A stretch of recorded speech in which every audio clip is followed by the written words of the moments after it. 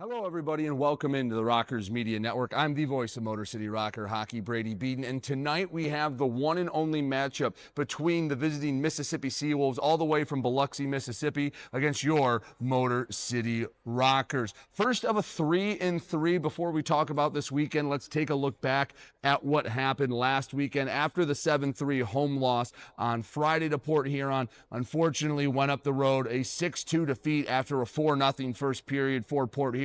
The Prowlers claimed the 24-25 Battle of I-94. So where we sit right now, Motor City right now is in that fifth and final playoff spot. They would play Watertown if the season ended today in the play-in game. However, they technically do not control their own destiny. Only a 7-point lead over the Hockey Club Venom, with the Venom having 3 games in hand. So what that means, if the Venom win out and we win out, although 2 games this weekend would be impossible, though they would be in the postseason. So a big 3-3 starting tonight. Let's take a look at the transactions from this past week. Not a ton. Brennan Ronan did sign after a trade at the deadline with the deal that shipped Avery Smith out. Ronan signs, and Corey Checo, another college player, he is signed and in the lineup tonight for your Motor City Rockers. Final one, Adam Kuhn was released on waivers, and Bryn Sommerfeld signed as a backup goalie. I expect to see Bryn at least one of the games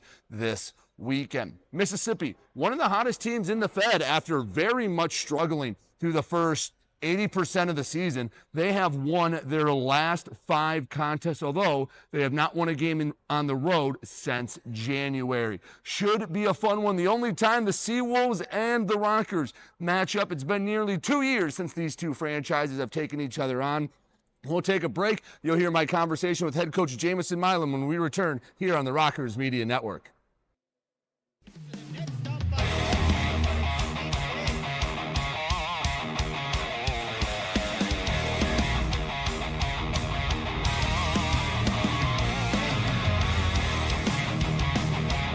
Up in front, shot, scores!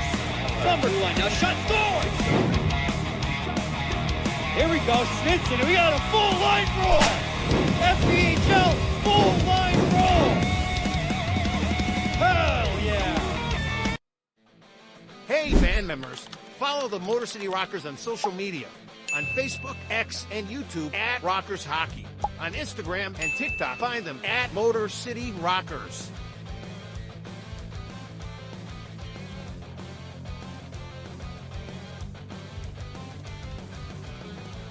For tickets, schedule, and more, visit rockershockey.com. Rock on. Hi, Avery Smith with Motor City Rockers. My favorite thing about Crunch Fitness is their free weight section. Bench press, dumbbell bench, I'll do rows, about anything you can think of. I'm Chris Buys. We're currently on the IR. Crunch Fitness has got a lot of machines, weights, super beneficial for PT. For my injury right now, they got a nice turf over there too, which is super helpful. Satiric Georges here. One thing I really like about Crunch Fitness is the tanning beds. Rain or snowstorm outside, I don't miss a day in the sun, so I'm always getting my nice bronze color. 106.7 WLLZ. Detroit's Wheels is classic rock that rocks. Metallica, Guns N' Roses, Aerosmith, AC/DC, Pearl Jam, Ozzy. 106.7 WLLZ. Detroit's Wheels. Welcome back to the Rockers Media Network. I'm Brady Beaton, joined by head coach Jamison Milam. Coach, after last weekend, a couple of tough ones against Port Huron, I guess. A weekend that it felt like maybe a slight step back after positive steps though the weekends before. What was the takeaway after kind of digesting an 0-2 weekend? I mean, well, Port Huron, they play with a lot of confidence, and that's the difference in winning games and being on the other side of it, like we've kind of been. Bounces and pucks tend to land differently when you are playing with that confidence. That extra play starts to work more than it does when you're playing with extra confidence. So, I mean, on the weekend we didn't play. It wasn't a complete loss. The second half of that game on Saturday was a tie game, which is we started off 4-0, and it's tough to come back from that, even if you play a really good game following that. So, like we've been preaching, we got to play consistent from the start. But the rosters are kind of finalized for the most part. So one full week where we're we're all together and, we're healthy. So best players play. If you're not buying into the system, it's an easy choice. So it's finally the time of year when we're struggling to determine who should play and who shouldn't. So, and that's never a bad thing to have to think about. So yeah, I mean, feels like we didn't take 2 steps forward, but we're definitely more solidified than we were the week before. So now new test and 3-3. Now that you're kind of getting to the home stretch, you can really hone in final 10 games or so on the playoff race. Right now, technically don't control your own destiny against the Venom, but this weekend looms large. How much of it are you looking big picture, or is it just take it a game at a time, and then come the last weekend or two, you'll focus on the standings? Well, the goal is to get to the playoffs, and we know any win's going to count for that. So, I mean, we got to take it one day at a time, focusing on getting the W that night, and then thinking about the next day. So we're definitely not looking past this game tonight. Every one's important. Every point's important. So, that's been our focus is, boys, we know what we got to do. It's either now or never. So we got to start putting points on the board. Mississippi, a team that has gone through their struggles this year, but are coming in on a 5-game winning streak now. Some context, 3 of those games were against the Dashers, but still, they had, I think, 4 wins between mid-October and mid-February. They've won 5 since then. What do you make of this Mississippi team that's coming in with kind of a renewed confidence? Yeah, I mean, things go in waves during the year, so we're just waiting to catch that same one that they're on. And there's always a good way to start one by ending somebody else's. So we'll take it from them. We get the W tonight, take their momentum and carry it on forward with us. What do you see from this team? I mean, you haven't played them in 2 seasons. You haven't played them since our inaugural campaign. What can you tell the folks at home about the Seawolves? Well, the team has changed over the last year and a half, but for the most part, teams in the South love to go offense. They love to push the play and the tempo, and they capitalize on your team's mistakes. So, game plan tonight is to use our blue lines as, kinds of lines of scrimmage, make sure we're getting them to there and past it so we can worry about the next one and then getting it down low.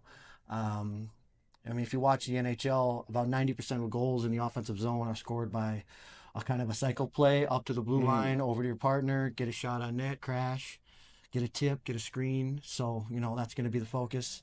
We're going to send 2 guys hard in on it, get it, recover it, send it up to the point, crash the net, have a guy high so we recover any mishaps, kind of blanket them in their offensive zone, see if we can get a little pressure and have some good shifts down there so we can get a little confidence, score a couple goals, a little dirty, and then see what happens after the first. So, Coach, not a lot of changes. A couple new guys in the lineup tonight making their Rockers debut. You have Brennan Ronan and Corey Checo. Ronan, he's been up and down from the SPHL, got him from Athens in the Avery Smith deal. Checo, a college signing. Not so much specifically about them, but what are you looking for guys making their debut, figuring out how they fit in with this team? Because they're brought in for a reason, hopefully to help you guys make a late season push.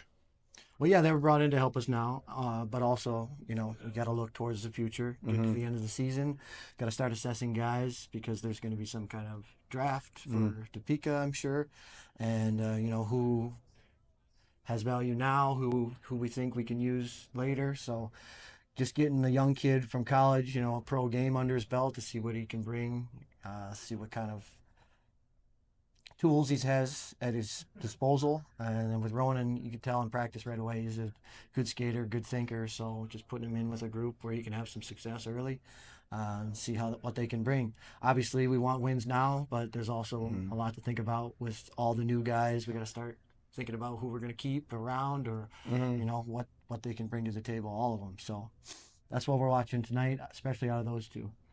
All right, final question. What are you looking for in your only matchup against Mississippi? Try to start off the weekend with a big 3 points.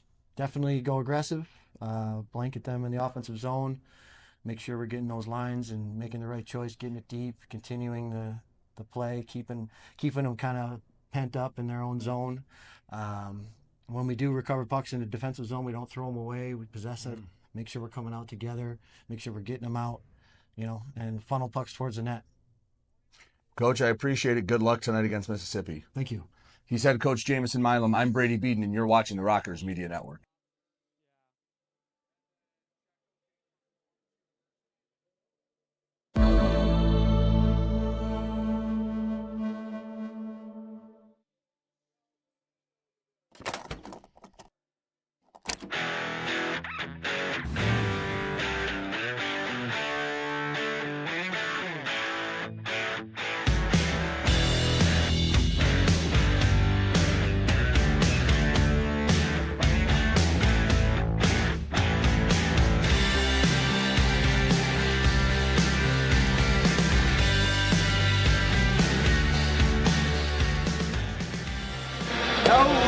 everybody, and welcome in live to Big Boy Arena. I'm Brady Beaton here on the Rockers Media Network. Before we go any further, let's take a moment to thank all the sponsors that make tonight's broadcast possible.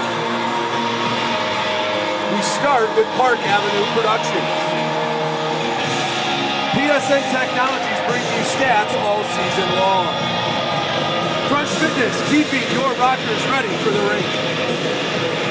106.7 Detroit Wheels, rocking all around Metro Detroit. Thank you to all our sponsors that make this broadcast possible. And tonight, a special broadcast. We have a guest from Locked On Red Wings, Brian Fisher. You might hear him on Oakland University broadcast. You heard him earlier this season when Monroe was up here. Brian, thank you so much for joining us for this Friday night match. You're absolutely welcome. I'm more than honored to be back in the booth, and this time sharing it with you, Brady. One thing I'm so looking forward to is the chance at another full line brawl. What are the odds you think we see that again? Oh, I know this Mississippi team is a little fiery, although some of those players did not make the trip. We'll get into that in a minute. But, Brian, I know what you and a lot of people in the Rockers front office are excited for are some of these new guys coming into the lineup. Yeah, absolutely. The first and foremost is going to be Brendan Ronan. He's going to be wearing number 26 for the Motor City Rockers. Before his stop here with Motor City, he played this season with the Athens Rock Lobsters, 24 games. He had 3 points. I know, talking a little bit with GM Nick Field before coming on here, he was really excited, liked what he saw out of Ronan during practice.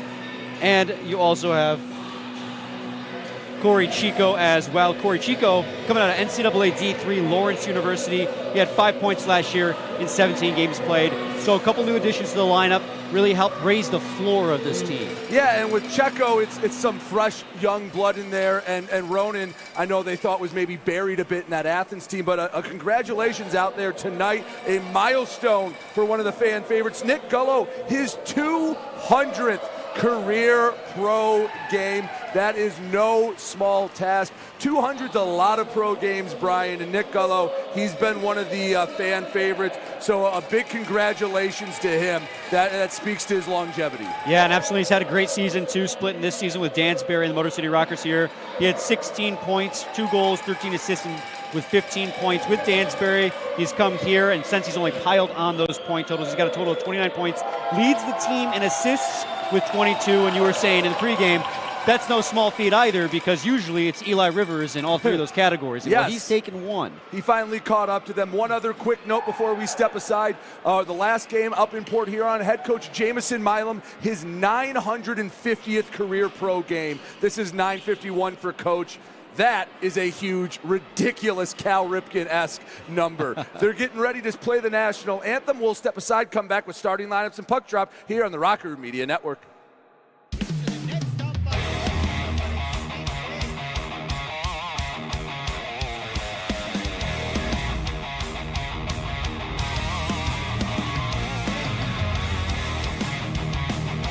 Picked up up front, shot, scores!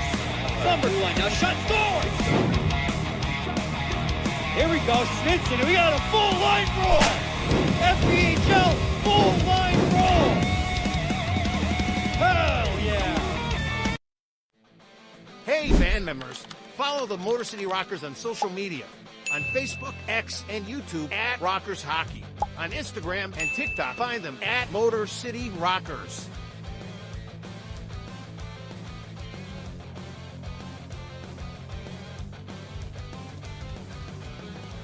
For tickets, schedule, and more, visit rockershockey.com.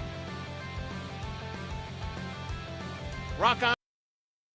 Hi, Avery Smith with Motor City Rockers. My favorite thing about Crunch Fitness is their free weight section.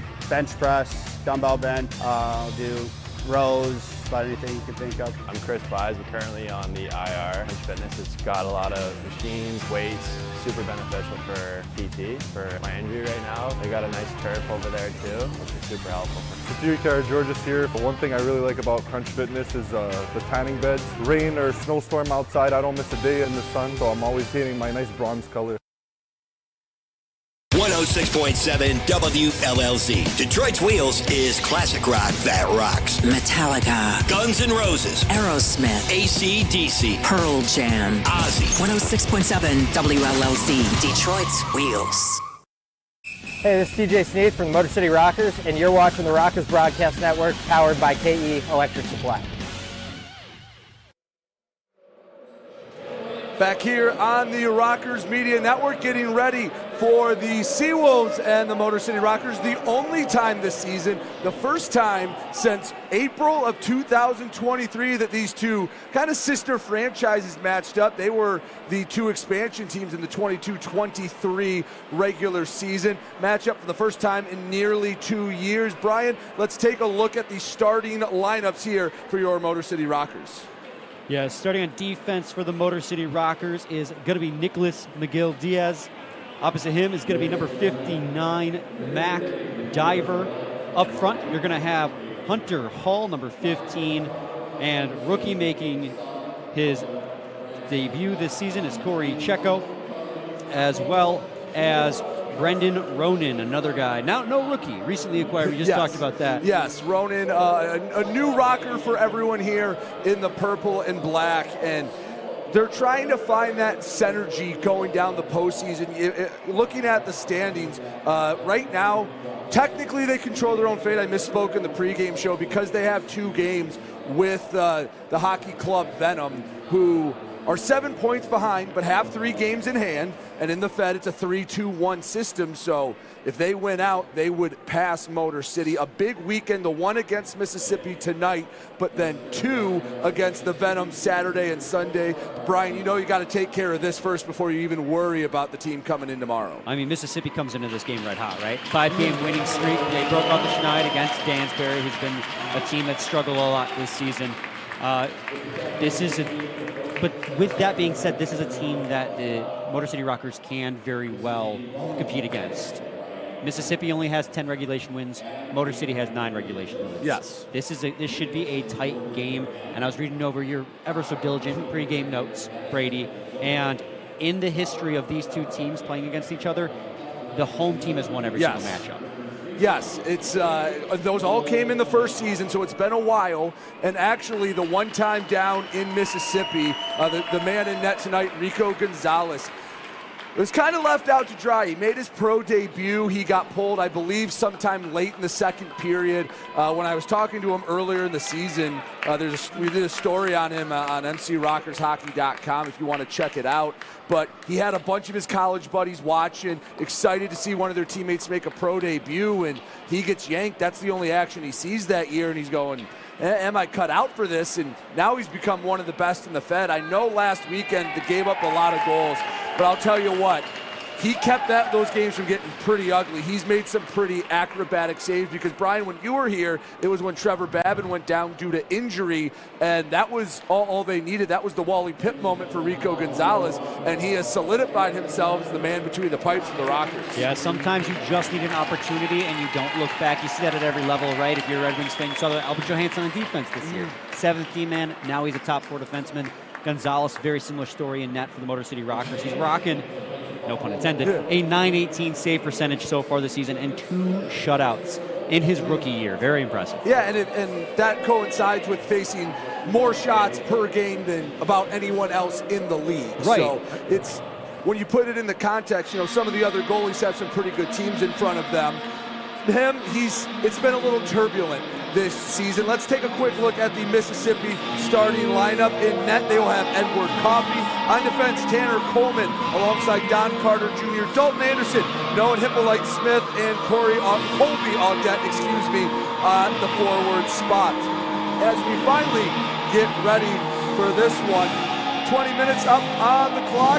Mississippi, their road white uniform with the Wolfhead logo. Rockers rocking the all-purple look here at home. Getting ready to go in front of a pretty nice crowd here at Big Boy Arena. Just waiting for the go-ahead from the officials. Everyone a little antsy. They want to get this one underway. I wonder what the holdup here is between the officials, as everyone's just kind of in their little semicircles in their respective side of the neutral zone. I think they're scraping some ice in front of the near door. We are good to go. And the Rockers trying to make a late season playoff push. Starts 3-3 tonight. Kapatayev will take the draw against Dalton Anderson. And we are underway. Friday night hockey here in Fraser. Checo tried to poke at it, back to Diver. Over to Miguel Diaz, up to Hunter Hall. Written wide pass, deflected in deep. Back around the boards to the near side. Hall cuts it off. Squirts out, and out comes for Mississippi, but quickly Diver picks it up right back in the zone. One quick note that the Seawolves, without two of their leading scorers, former Rocker Ross Bartlett, did not make the trip. As Checo a good chance, and it was deflected up into the netting. Not a bad opportunity, 33 seconds into your pro career. And Brendan Hussey, who has 28 points on the season, also not dressed tonight. Yeah, it was really good hockey IQ there by Checo to read the play deep, come down into the high slot, reading for a pass. Unfortunately, that shot was deflected, but very good vision to read how that play was panning out. Sure, Coach Milam likes that he sees that just in the first shift of the young man's career. Mac Diver, the defenseman, who I believe only had 6 or 7 points in his collegiate career, but is very stout in his own end. He picked up a point in his debut. Miguel Diaz's shot deflected. I believe that was Stacy that got in front of it. And the Rockers recollect at neutral ice, and Miguel Diaz sends it back in. Good first shift and a half here by the Rockers, really bringing the pace of play right off rip. Now the Rockers last time out against Port Huron found themselves in a 4-0 deficit, really before the popcorn was even popped and the seats were warm. It played decent the last 40 minutes, but you put yourself in a 4-0 deficit, you're just not coming back from it. Mississippi starting to control the play a bit. Turner from the point, shot deflected, and Gonzalez made the save. Coming over to Karzik, back to Langworthy, tried to knock it down with the hand. Diver from his own end, slides it over to Gullo, up to McGill Diaz. The D-man will skate it over the red line into the offensive zone. Works around one Seawolf. From the end boards, across the crease, and they couldn't get a piece of it. They were looking for Ronan. McGill Diaz is a name that I remember last time I was out here, Brady. I was saying a lot as he finds himself all over the ice with the puck. Yeah, he's one of the veteran Rockers, a name and face that a lot of Rockers fans have come to really appreciate. Shot goes wide. Coming in to pick it up, Brad Ryder. Goes over all 3 lines, collected by Barrington. 17:54 first period. Each side has had a couple chances in the early going. Errant pass will go all the way to Josh Colton. He quickly banks it out of the zone, right back to a Seawolf stick. Hippolyte Smith chased after it. The captain, Josh Colton, slides ahead. Wells from behind had his pocket picked. Hippolyte Smith, he didn't know he was coming. Yeah, you got to stay aware of your surroundings, even from behind. A lot of these players in this league, they are hard back-checking players. A lot of physicality. In the far side, Carter spins off the puck. Battling for it is Ronan. He's working with Cody Oakes, and it slides into the crease. Coffey will put the trapper on top of it for a draw in the offensive zone. 17-12 to go first period, still scoreless. Seen a lot of back and forth so far here in the neutral zone, Brady, where a lot of breakout passes aren't hitting their mark, and it just results in a turnover, and then kind of back the other way. So a team's coming out with a lot of speed, but almost have to slow it down and control the pace at a certain point. You have to get to third gear before you can go to fourth gear. And for Mississippi, I mean, Biloxi is not a short trip. That is on the Gulf of Mexico. So to come all the way up here, you expect a little bit of bus legs. And I think that's something that fans maybe don't always account for, where, you know, they watch play is Cody Oakes picks it up, but a hand pass will negate the rush, will bring it back out. But Brian, I think a lot of fans just get used to, you know, watching the NHL, whoever, the Red Wings, and they go, oh, well, they travel, and, you know, maybe for a shift or two, but, you know, in this league, you're traveling by bus for 12, 15, 17 hours, some road trips. That can be hard to shake off quickly. Yeah, you come off with your entire body is stiff, and you have to warm up for a while before you feel an ounce. And that's not even considering if you go across time zones. Obviously, Mississippi, I believe Eastern time zone as well. No, I believe they are central. Central time zone. Because, the time zone's weird. It doesn't go straight down. It goes like down in east a little bit. So if you go straight south from Fraser, you do actually enter the central time zone, which I never understood. But anyway, play at center ice. Pekarzik whiffs on fans on a dump-in attempt. Back to a Seawolf stick. Rink-wide pass. Hits off the blade of Hansen. Chipped ahead. Oaks guides it over the blue line. Pass deflected back to Cody Oaks. Backhand, and it just missed the stick of Kabatayev. That was a really smart play there. Find Kabatayev breaking to the net rather than going for the shot. Tries to find a back door. Puck dumped in. Seawolves go off for a change. Gonzalez behind the net settles it down. 15:58 to go. First period. Still scoreless. Shots officially just one aside, although there have been several opportunities for both ends. TJ Sneath into the offensive zone. Had it poked away. And going the other way, Isaiah Paris with speed. 2-on-2 along the far boards. Tipped and scores! Pass made it through some traffic, and just the second shot of the game for Mississippi gives the Seawolves the lead. 4 minutes and 18 seconds into this contest. Credit that one to Carter Eha. Yeah, that's going to be Carter Eha's second goal of the season, just his 4th point. So that kind of explains why he was so exuberant after that goal, so to speak. A lot of energy and excitement from him. And it was a great 2-on-1 play. The pass came across. Defender did not tie him up. And back of the net it is. And now down 1-0 are the Rockers with about 15 left to play. Yeah, if you're a Mississippi fan, you have to be pretty excited that, you just talked about bus legs. Well, you get one pretty quickly. A nice pass out in front, and now the Rockers are chasing. Maybe that gives you a little bit of a spark. Come out. And, hey, we talked about it in the pregame. They've won 5 straight coming into this one. Has to build up the confidence a bit. Yeah, and I tell you, this does not look like a team that has bus legs. They are flying out here. Barrington over center ice, pitchforks, and it'll hit off the end boards. McGill Diaz collects. Richardson chasing after him. 2-line pass. Wells guides it into the zone as he goes off for a change. Ronan and Ryder on the forecheck. Coleman. Far side boards. Carter returns back. Puck along the near side boards to the Rockers blue line over to the captain Josh Colton. Backhand behind Oaks. Checo into the offensive zone, puts it on net, and it nearly bounced in. A funky bank off the inside of the pad of Edward Coffey. He'll cover it up for a freeze and a timeout. 14:36 to go in the first period. 1-0. Mississippi on top. Carter Eha gets the scoring started. Don't go anywhere. You're watching the Rockers Media Network.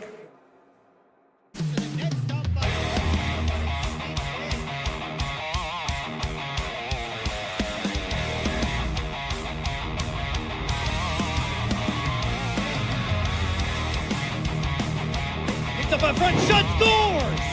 Numbers line now, shot, scores! Here we go, Snitson, we got a full line roll! FPHL full line roll! Hell yeah! Hey, this is Nick McGill Diaz from the Motor City Rockers. You're watching the Rockers Broadcast Network, powered by KE Electric.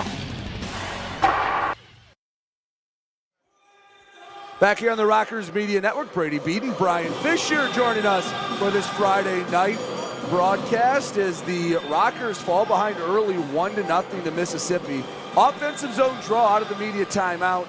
And, after an early flurry from the Rockers, they've kind of been on their heels the last few minutes. Yeah, absolutely. I think we keep talking about the bus legs. I think they were expecting a Seawolves team that was a little tired coming out this game, but no, it's been both teams kind of flying up and down the ice. It was the Seawolves who were able to bury on their grade A opportunity.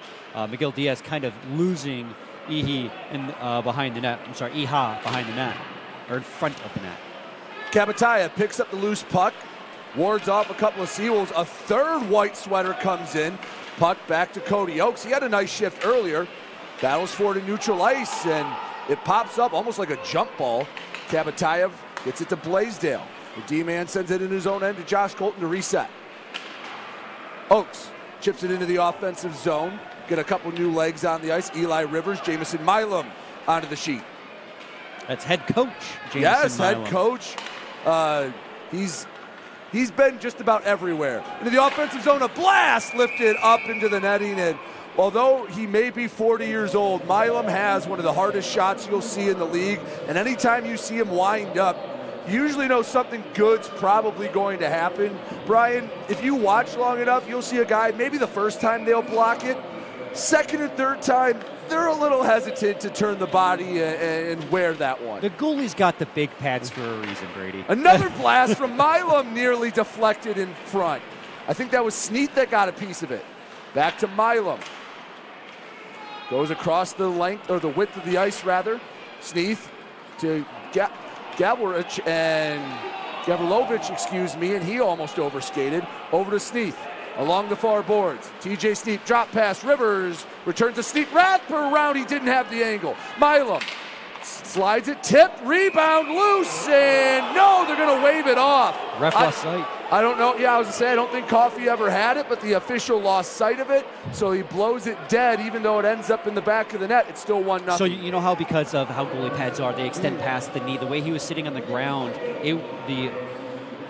the shot was being covered and hidden from the ref, who was in the near side corner, by that extension past his knee. It was sitting loose. All the Rockers saw it, but the ref didn't, so he blew it dead, which is his job. He should do, but unfortunately it came to bite the Rockers in the butt. Rivers scores on the rebound, but after the whistle had gone. Yeah, it's one of those that sometimes you get the breaks your way, sometimes you don't. 13-19 to go, first period, 1-0 Mississippi. Off the draw, Rivers works around one man, walks it up, shot, save, rebound, loose, sent to the near side.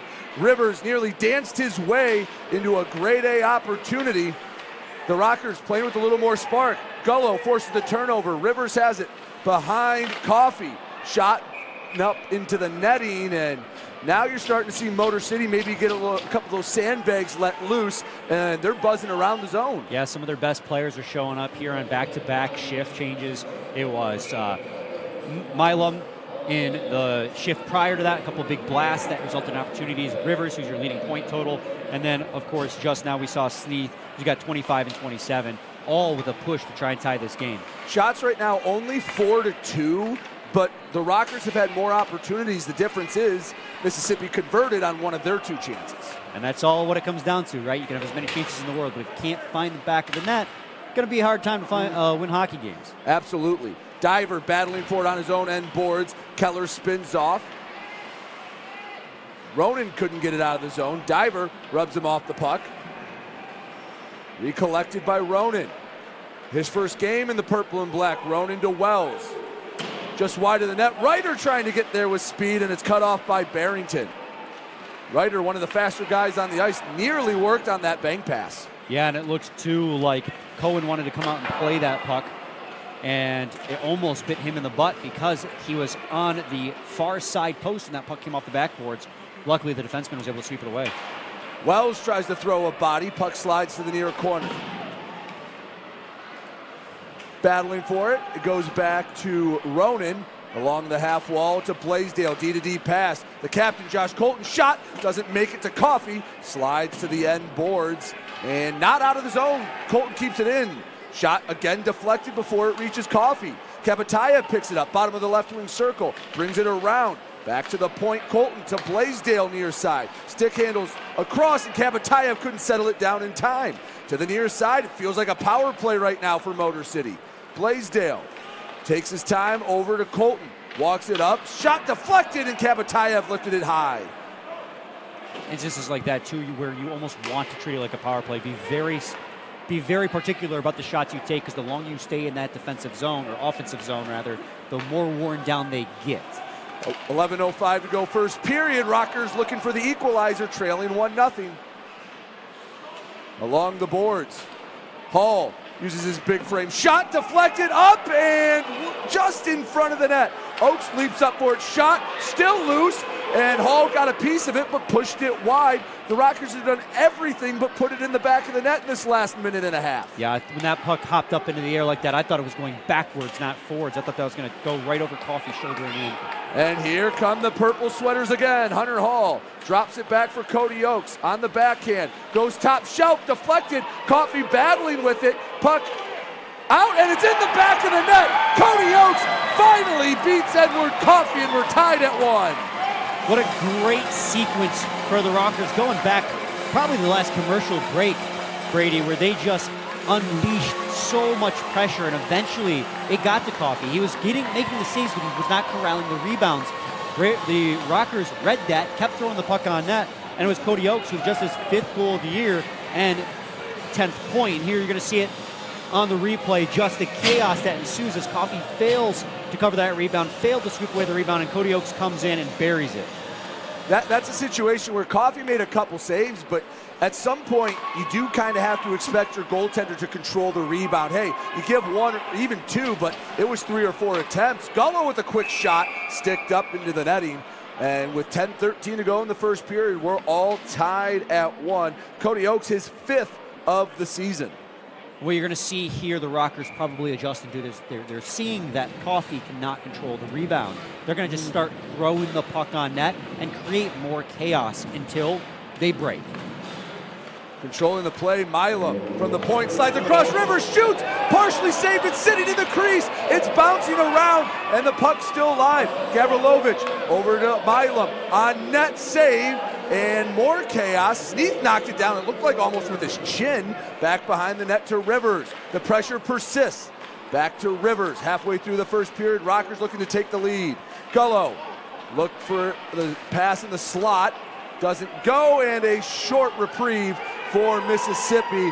I don't know how Rivers didn't find the back of the net there. He must have hit a stick or a body or something, because he had, because we can see directly behind Rivers from where he was shooting, where we're standing, he had wide open net available to him when he was taking that shot. Almost too much net to shoot at.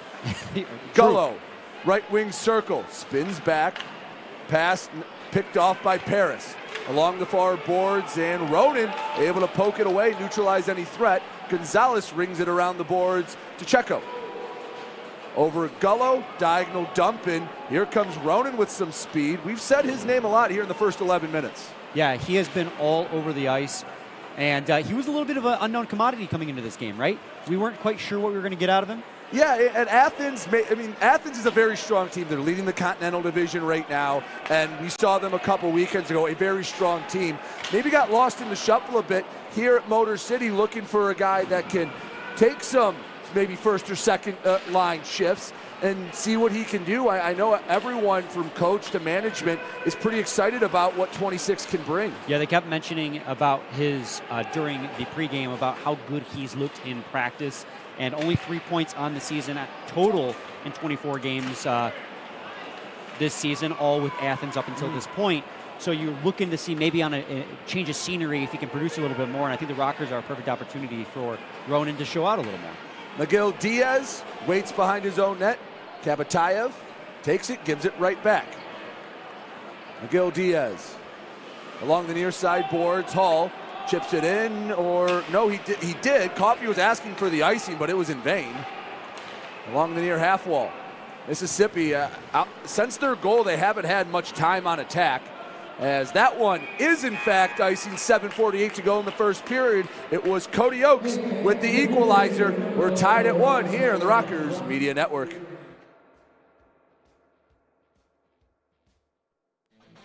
Hey, band members, follow the Motor City Rockers on social media. On Facebook, X, and YouTube at Rockers Hockey. On Instagram and TikTok, find them at Motor City Rockers.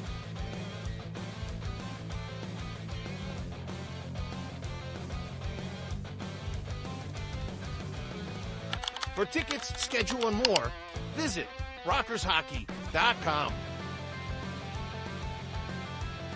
Rock on. 1-1 here in Fraser. Let's take a look at what's going on around the Fed. We're the last game to start tonight. Up in Port Huron, the Prowlers lead Hockey Club Venom 2-0. Venom coming off a loss to the Dasher Hockey Club, their first win since October, as they are down to Danbury 1-0. Baton Rouge and Blue Ridge deadlocked at 1. Binghamton, the early edge over their in-state rival, the Watertown Wolves, 2-1. And Columbus and Carolina, maybe the most heated rivalry in the Fed, is still scoreless in the first period. 1-1 here at Big Boy Arena. Brady Beaton, Brian Fisher. as the Rockers, they have controlled this game since they went down 1-0. Yeah, it's been a complete 180, right? Off the opening face-off, Rockers come out flying, but then immediately the Seawolves push back. They get that quick goal, but then, since then, all Rockers, and here we go again. Kabatayev, right wing circle, works around, shot, score! Igor Kabatayev, and it's 2-1 Motor City. What a goal by Kabatayev, as he makes a beautiful move to the middle, which we'll see again here in a second. He gets his 8th goal, his 13th point on the season in 37 games played. Rookie with some quick hands here in this hockey game. Here's another look. Just gets around that defender. Woo. Man, if I'm the head coach of Mississippi, I'm very upset with how that got played defensively. He just kind of swung his stick and stick check. Kabatayev just cut to the middle, and that's all he had to do. You gotta, if you're gonna play the stick there, you also have to play the body. Man from Kazakhstan gets one to give it a 2-1 Motor City lead. Shot gloved by Gonzalez. Again, with how much pressure Motor City's putting on Mississippi right now, maybe you take a risk like that, because the pressure they had before was a lot of traffic in front, congestion in the crease. That time you saw a little open ice. Kabatayev, a beautiful move, puts him right between the hash marks. Any goal scorer is going to want to set a shot right there. I mean, you cut to the middle, you have no one around you, you're right in the slot. Here comes Rivers, shot, save. He ran out of real estate. Sam Turner did a much better job kind of guiding him to the near post. Right, you got to close that gap, force them to the outside, or force them to try and take a contested shot, and that's what he did there. It was a good play. And Coffey, he's a big goaltender, so you're going to run out of real estate really fast if he's playing his crease well. 2-1 Rockers lead, 7:07 to go, first period. Sneath off the draw, unsuccessful. Richardson bested him. Stacy ahead to Keller. Down the length of the ice, and icing as Blaisdell gets there first. 6:58 to go, first period, 2-1. Motor City on top. Take a look at shots right now. You see at the bottom of your screen, 12-4 in favor of the Rockers. Shots and stats all season long brought to you by PSN Technologies. And Brian, the number 12 actually kind of undercuts how many opportunities and the quality of opportunities Motor City's had. Yeah, at the same time, though, we were just talking a few moments ago how the Rockers were out shooting the Seawolves, but it was the Seawolves who had the lead. Now it's the shots and the goals seem to line up. Honestly, with as many great A chances as they've had, they could have a few more. Another one. Wrap around. Rivers out in front. Puck still loose. Sneath took a whack at it, and it was kicked aside. Rivers, right side. Colton can't find the corner. There's another flurry, and the pressure persists. Rivers works around, low slot, across, scores! Josh Colton for Rivers, 3-1 Rockers. That was all Eli Rivers in the offensive zone, dancing around defenders, and he did this beautiful, and we'll see it here again in a second, beautiful fake shot to find the captain, backdoor to finish that one. Great. Eli Rivers, boom. Oh, just no look pass. He had Coffey completely believing that was going to be a goal. And hey, that now gives him 22 assists. Now he's tied for the leading assists, all three categories yet again. Have to check if Gullo got any of the first two. But, correct. I think on the hardwood, they call that an ankle breaker. That was pretty nice from Rivers. And Josh Colton, you know what? Sometimes you get one right there, you just have to tap it in. His 49th career goal in the Fed, and now he is closing in. I believe he is now 12 points away from tying Scott Koash as the all-time leading scorer in Rockers history. The captain gets one, and the Rockers have a 3-1 lead here in the first period. Well, he's your team leading point getter amongst defensemen as well. His 11th goal in the season. Gavrilovich, I think, is going to get an elbowing. Ah, yeah. The big bruising defenseman out of Belarus. I don't think it was intended, but he's just so tall that his elbow was kind of chin high and trying to work position.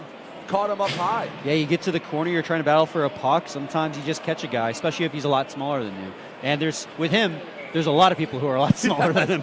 Listed at 6'6", him and Tristan Wells tied for the tallest player on the team. Only one taller in the league is Port Huron Simmons Fisher.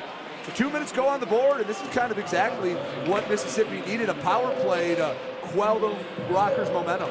Well, but on the flip side of that too, right, there's two sides of every coin. If the Rockers can successfully kill this off, that's going to go a long way to boosting their confidence. First 23 seconds, yielded one shot. Bottom of the right wing circle. Carter back to the point. Turner on net, and Gonzalez swallows it up. 30 seconds into the Gavrilovich elbowing minor. 5:46 left to go first period. 3-1. Motor City has scored the last three. They lead Mississippi. You know, Mississippi may have had the puck the entire time in that 30 seconds, and obviously winning the faceoff is so important. What the Rockers did that I loved so much there is they did not chase outside of position, and they kept the puck carriers to the outside on the perimeter and along the blue line, really negating any grade A opportunity and passing leads they could have. Off the draw, goes to the far boards. Rivers pokes it to neutral ice, and the Seawolves will have to reset.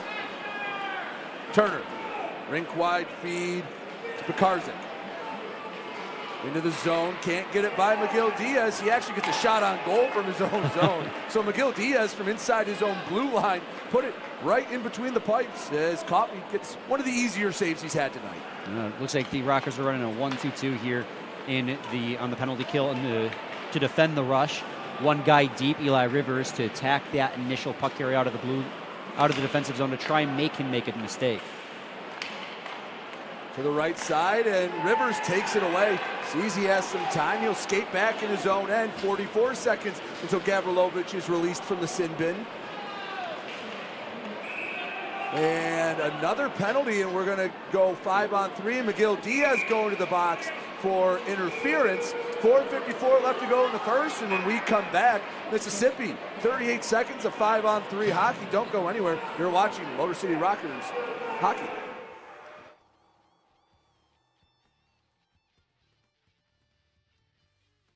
Hi, Avery Smith with Motor City Rockers. My favorite thing about Crunch Fitness is their free weight section. Bench press, dumbbell bench, I'll do rows, about anything you can think of. I'm Chris Buys. We're currently on the IR. Crunch Fitness has got a lot of machines, weights, super beneficial for PT, for my injury right now. They got a nice turf over there too, which is super helpful. Superior Georges here. But one thing I really like about Crunch Fitness is the tanning beds. Rain or snowstorm outside, I don't miss a day in the sun, so I'm always getting my nice bronze color. 106.7 WLLZ. Detroit's Wheels is classic rock that rocks. Metallica, Guns N' Roses, Aerosmith, AC/DC, Pearl Jam, Ozzy. 106.7 WLLZ, Detroit's Wheels. Hey, this is Sam Gagnon from the Motor City Rockers, and you're watching the Rockers Broadcast Network powered by KE Electric Supply. Go Rockers!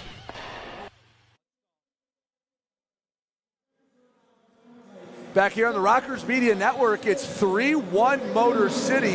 However, the Seawolves coming out 38 seconds of 5-on-3. I know it's only the first period, Brian, but kind of a pivotal minute or pivotal 2 minutes. If the Rockers can survive, they keep the momentum. But the Seawolves, they get one back. They go into the locker room just down a goal. You feel like that's a win after the kind of the middle 10 minutes went for the Rockers. Right, if you're the Seawolves, you have a lot of time left, and a 5-on-3 gives you the perfect opportunity to cut that lead down to 1. And, you know, we're talking about going into the locker room. If they score in the next 38 seconds, they still have 5-on-4 for the following 2 minutes, too. So, not just crucial in the fact that you want to cut the lead down, but maybe even tie the game. Had a couple of chances. I don't think they were intending to bank it, but the missed shot nearly led to an open net. 26 seconds till Gavrilovich comes out. One touch. Carter, left wing circle. They go back and forth. Pekarzik walks it up. Wrister deflected. Gullo got in the way. Pekarzik, right wing circle. Between the hash marks, Pekarzik, they are being very particular. Down low, it's tied up. Jamison Milam getting in there. The whistle was blown. They lost sight of it. But a smart veteran defenseman in Milam knew exactly what to do. He always have to move a lot, Brian, but he always seems to be in the right spot. Well, that's a big part of playing defense on the 5-on-3 is not moving a heck of a lot. You don't want to chase too far because it's really easy to get caught out of position. when the other team has 2 extra guys on you. So you want to stay in your lane and take their lanes away. 4 seconds until Gavrilovic comes out. Shot and a save. Gonzalez pinned it to his right shoulder. So in all likelihood, Gavrilovic, his penalty will expire off the draw. Then they'll have a $123 of Miguel Diaz interference time to kill off. Yeah, and the Rockers' penalty kill this season is at 82% thus far. So this would be a nice boost to that number, but that's a really good penalty kill in especially a league like this. Gavrilovic out of the box. Blaisdell comes on. 5-on-4 for a $115. Carter behind the net to Sam Turner. Setting up from their own end. Sneath giving pressure. Pekarzik skates it into the offensive zone. He lost it. TJ Sneath picks it up to Rivers. 1-on-1 with Coleman. Rivers, he forgot the puck behind him. Yeah, every once in a while you just stick handle yourself out of a puck. What a feeling that must be, though, to get a turnover in the neutral zone and see the guy breaking the other way as Eli Rivers go, hey, I'll give the puck to this guy. Rivers has had a couple shorties this year, but no, for just leaving it behind him, he at least got it into the offensive zone, Correct. Killed some precious time. 37 seconds till Miguel Diaz is released. 3:28 to go, first period. 3-1 Rockers on top. Stacy on the near side. Spins back to the point. Coleman walks up, shot deflected wide. Hopping puck and a kick save. Still loose, far side. Gavrilovic trying to battle it. Him and the big body of Blake Keller in the far side. 13 seconds left to go in the Miguel Diaz minor. From the low slot, shot saved, and Gullo banks it between the blue lines. 5 seconds, and the Rockers are going to survive back-to-back penalties. Still 3-1 Motor City, as here comes Miguel Diaz. Little deflating for Mississippi, having a chance to get one back. Rockers hold strong. Gonzalez makes a couple nice saves. Yeah, that nice save, too, with about 20 seconds left in the penalty kill is one that stood out the most to me. That puck was in the slot on a Seawolves stick, and there was a defenseman between him and the puck. Yet Gonzalez stayed big. He didn't panic, and he was able to make the save through a screen. Rockers lead it 3-1 as Kabatayev knocks it ahead. Cody Oakes looking for number 2. Across, shoot, scores! Kabatayev is second of the period. This time Oakes on the assist, and it's 4-1 Motor City. I just want to highlight, too, and we'll see it in a moment here, that pass and the patience by Cody Oakes made that play. Rockers fans are excited here tonight. 4-goal first period. Let's take another look as Oakes holds it for about as long as he can, and much like Colton's goal, he had 80% of the net to shoot at. Yeah, Oakes just waited. He knew he was going to find his guy, and he did, and that's Kapatayev's second goal of the game. So now 9 on the season, and very quickly here, the Rockers are starting to build a very big hill that the Seawolves will have to climb if they want to get back into this game. So that goal makes it a 3-goal lead. It was actually the Colton goal that made it a 2-goal lead, and it gave the Rockers a little more insurance. Kabatayev gave it some extra insurance, and when you need insurance, make sure you go see Ronald Shocker at Farm Bureau for all your insurance needs to protect your home, family, and valuables. That's Ronald Shocker at Farm Bureau. 1:48 to go in the first period, and as good of a start to the game as, well, the Rockers have had in a long time. One of the things that stands out, too, about the way they're scoring goals right now is it's not the usual suspect. Obviously, Colton, the captain, team leader in defensive points, but it's guys down the lineup, like Kabatayev and Oakes, who are contributing on the score sheet. It's not just one line. It's not just one line. It's not just Eli Rivers. It's not just Milam. It's everyone on this roster right now that's contributing. Puck hopped up. Coffey snatched it out of the air. $1:18 to go in the first period. Rockers, 17 shots on net. 4 of them have found the twine. And the Rockers, again, they've been struggling this season. They've been trying to find their groove. Coach Jamison Milam in the pregame interview said, hopefully we can steal Mississippi's momentum and take it into the weekend, because this weekend going to be so pivotal for the playoff push to get into that play-in game. Shot from Colton, scores! TJ Sneath deflects it, and count them 5 goals in the first period. That was just such an unassuming shot from the point, and yet TJ Sneath was able to make the most of it. And I don't know if Coffey ever saw this puck, but it finds it behind him, and that's a 4-goal lead with 1:13 left. TJ Sneath, we were just talking about the depth players, well, there's one of your better players showing up on the score sheet there for you. That is his 14th goal this season. You see this shot just come on from the top of the point and along the boards, and TJ Sneath's able to redirect that. Brian, I say it all the time. Go to the front of the net, and good things will happen. It's sometimes, hey, it'll hit you, it'll bounce away, and you'll get frustrated. But, hey, you go out in front, it hits the back of your stick, gets lifted up into the corner, and it's 5-1. Brian, we're not going to let you leave. You're going to have to hang around all the time if the Rockers are going to score like this, and they keep it up. Sneath to the far side, and it evades everyone's stick back to their own blue line. 40 seconds to go in the first. 5-1 Motor City. So there's a common saying in hockey that if the first team to 3 goals, you have a solid chance of winning. Sneath tried to make it 6, and he's double teamed, knocks it to the corner. I thought we might get half a dozen. Yeah, but we both know that the FPHL can be a pretty volatile league when it comes to scoring. Big swings either direction. In your estimation, what's the FPHL version of the first to 3?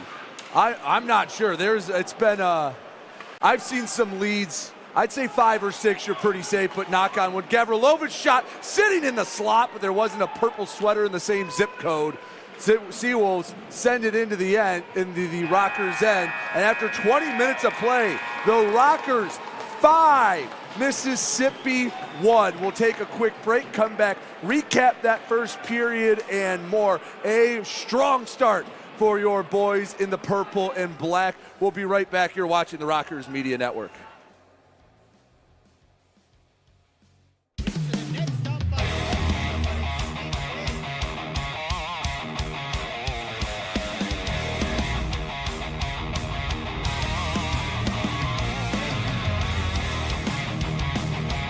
Up in front, shot, scores! Summerfly now, shot, scores! Here we go, Stinson, we got a full line roll! FPHL, full line roll! Hell yeah! Hey, band members, follow the Motor City Rockers on social media. On Facebook, X, and YouTube at Rockers Hockey. On Instagram and TikTok, find them at Motor City Rockers.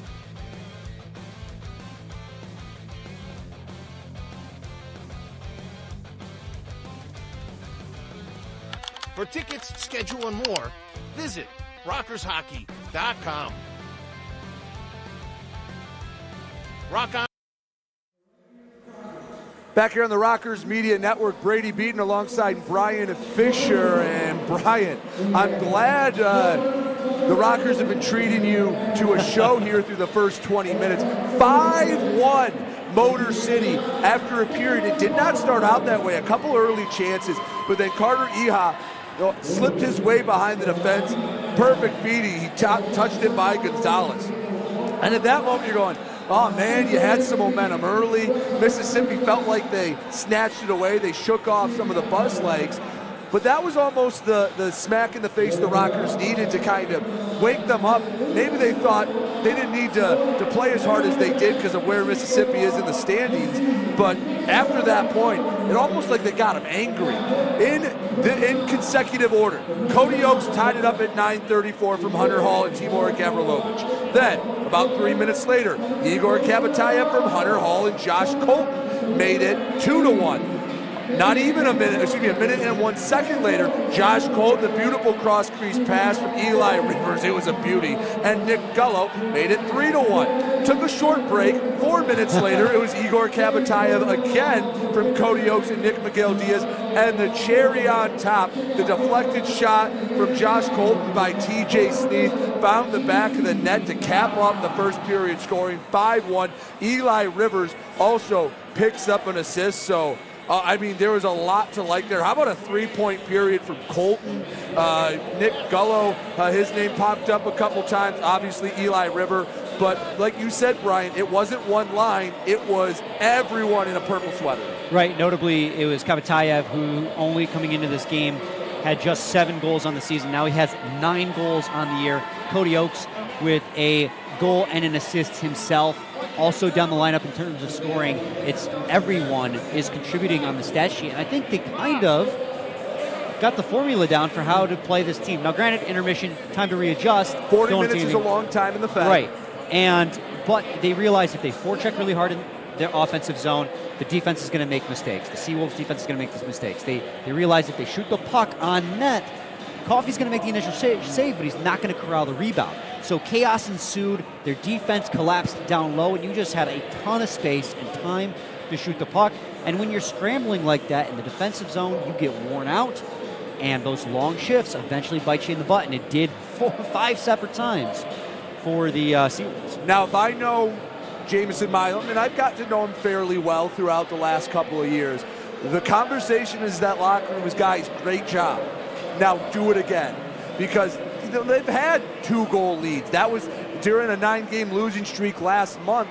They had multiple 2-goal leads and ended up on the short end of the scoreboard. It's been, consistency has been the name of the game, because as you can see, Brian, this is not a team void of talent. There are guys out there. It's just been the lulls have hurt them. Put together a full 60 minutes. Heck, keep doing what you're doing. Maybe get a few more and let the dam burst and the weight comes off the shoulders and you really build momentum into the weekend. Yeah, you would hope this is a team that has learned not to rest on their laurels, right? Yes. Like they've one win this month that came on March 8th against the Watertown Wolves. And then back on February 1st, a full month, over a month before that, against the Moccasins. That's their last regulation win. That's their last regulation win. So, you're going to the locker room, your whole mindset, if you're Coach Milam, is 0-0 game. Yes. Don't look at the scoreboard. It's not 5-1. Don't get lazy. It's 0-0. Go out there, pump another 5 on the board. All right, 5-1 Motor City on top. We'll step aside here in the first intermission. Don't go anywhere. You're watching Motor City Rockers hockey.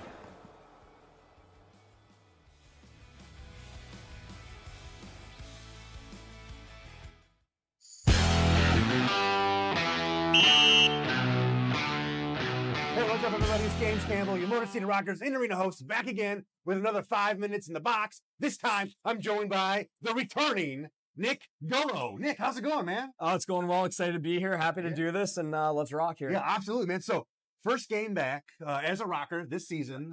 For those of you who don't know, I think you played on past seasons. Yep, last season. Last season, you were a part of the Rockers team. First game back, scored the game-winning in overtime goal against the Port Huron Prowlers. How's that feel, man? Exciting. I mean, most importantly, we got the win, right? And I think it showed a lot of resilience in our group coming back down 2-0 with, I think, under 4 minutes left. And obviously, it feels good to make a contribution. I guess it is a new team.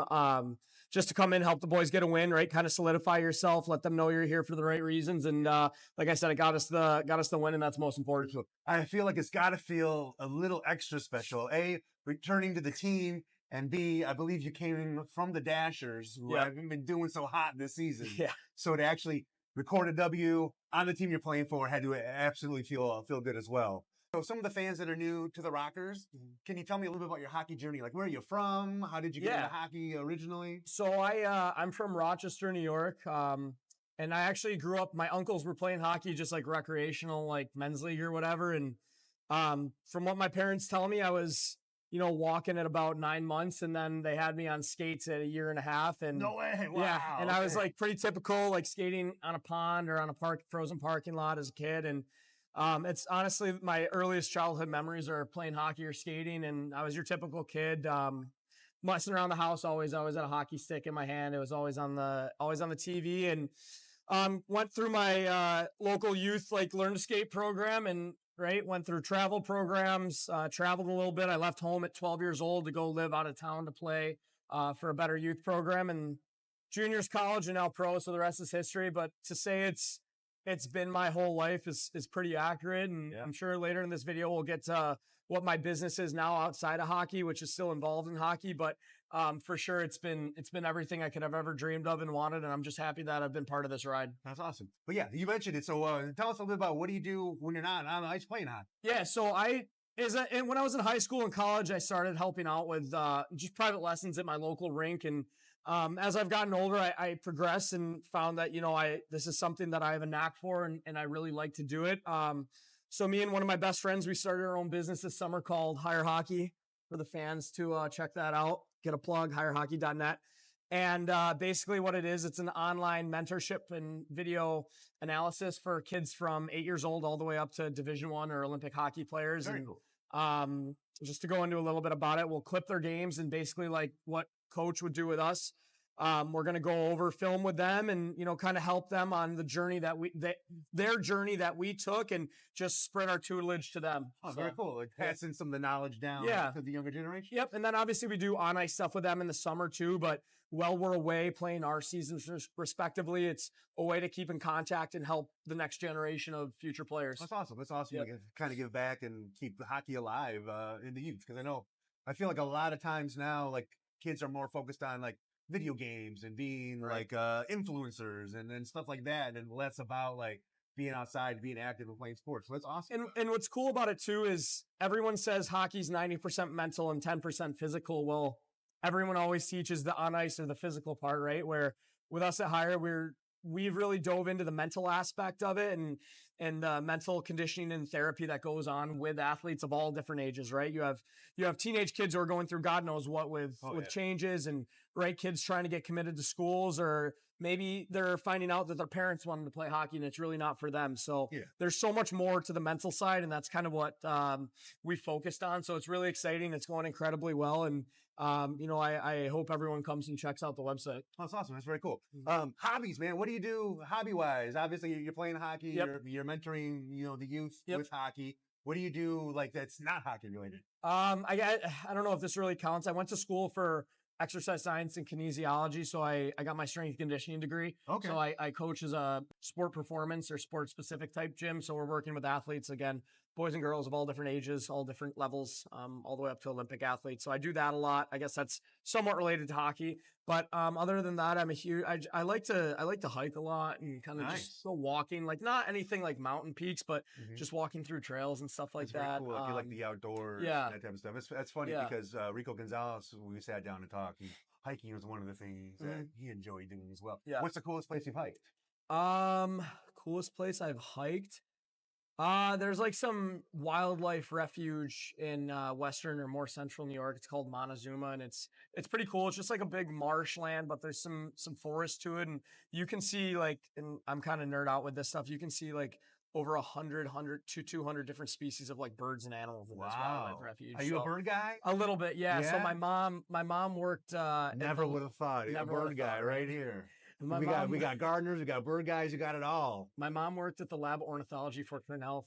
So for those of you who don't know, the ornithology is the study of birds. So that's what I would have assumed. I didn't know that for sure, but so her job was basically to monitor certain species of birds that might be common or foreign, and just kind of study their behaviors and stuff. And she was doing that when I was a teenager. So whether I was reluctant or not, she dragged me out on trails with the big binoculars and telescopes, and I kind of found that was kind of cool. And I don't nerd out too much on it, but I know a little bit more than your common person, so it's kind of cool. Do you have a favorite bird species you'd have to share? No, nothing crazy. No? Nothing. Okay. No, a duck. Definitely a duck. Just a duck. Yeah, okay, for sure. wow. It's a plain mallard duck are my favorite. Mallard ducks. I want to own a duck, so if anyone's selling a duck, contact me. I'll buy your duck. Really? So my girlfriend and I would love it. It'd be fantastic. I have a friend who has 2 ducks as a pet. Let us know. We're looking to house a duck. So that's very cool. But, yeah. I'll put some feelers out for you. Yeah, see what we got out there. So being from New York, who do you root for in terms of like pro sports? Football, hockey? Do you have some favorite teams? Well, this is very soft subject right now. I'm a diehard Bills fan.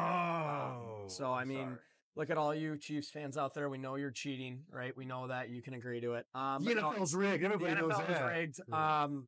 No, that one hurt. We're still mourning, so please give us our space and time. But diehard Bills fan, I have jumped through a couple tables before. I'm okay. Oh, you're part of the Bills Mafia right here. Bills Mafia right here. You got one of them. Quiet guy off the ice, but sometimes I get a little wild there. Hockey's weird. So I grew up a Sabres fan, but now I know so many players who play that I grew up training with or whatever that are in the NHL that I'm personally friends with.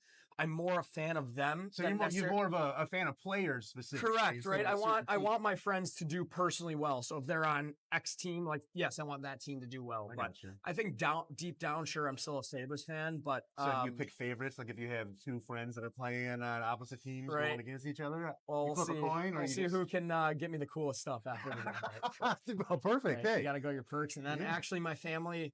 and myself are diehard Yankees fans. Like ask any of the guys in the room, I'm a diehard Yankees fan. Everybody knows it. That kind of hurts me a little Does bit. that sting you a little bit? A little bit. You know, Detroit Tigers, you know, the whole team. I went to a Tigers game last year on my tour of duty here, so that was pretty Did you enjoy it, I hope? I did. It was cool. We went opening day, actually. Oh, that's a good one to go to. It was really cool. Like that whole little block as long as downtown. it's not freezing cold. No, was it the year that was like no. snowing? It was legitimately like 80 degrees last year. Oh, nice. It was like almost too hot. So. Nice. But it was cool, It's though. never too hot. Still trying to get go to the LCA to see the Wings play, so I'll make sure to do that. Absolutely, have to get you down. Yeah, for sure.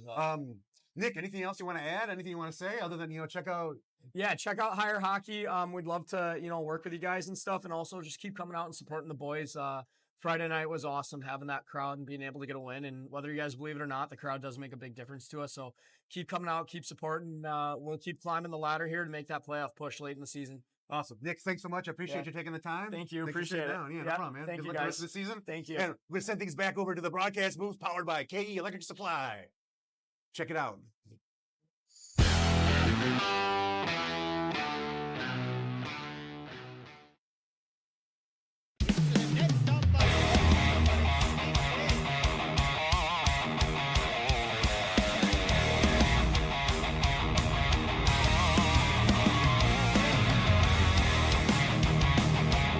Up in front, shot, scores! Number one, now shot, scores! Here we go, Snitson, we got a full line roll! FPHL, full line roll! Hell yeah!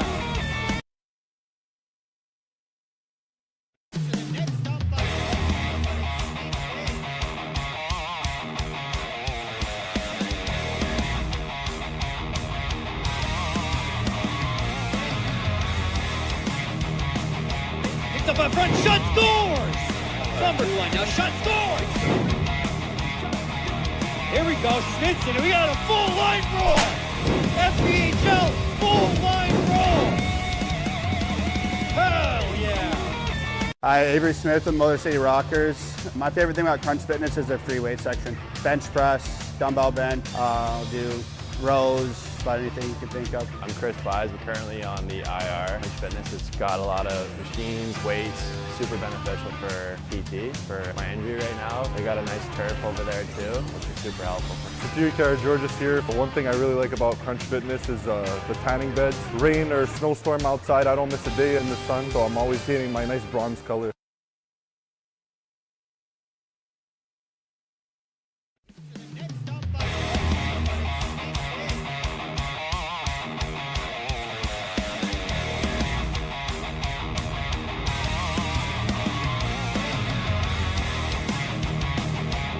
Up in front, shot, scores! Number one, now shot, scores! Here we go, Snitson, we got a full line roll! FPHL, full line roll! Hell yeah! Hey, band members, follow the Motor City Rockers on social media. On Facebook, X, and YouTube at Rockers Hockey. On Instagram and TikTok, find them at Motor City Rockers.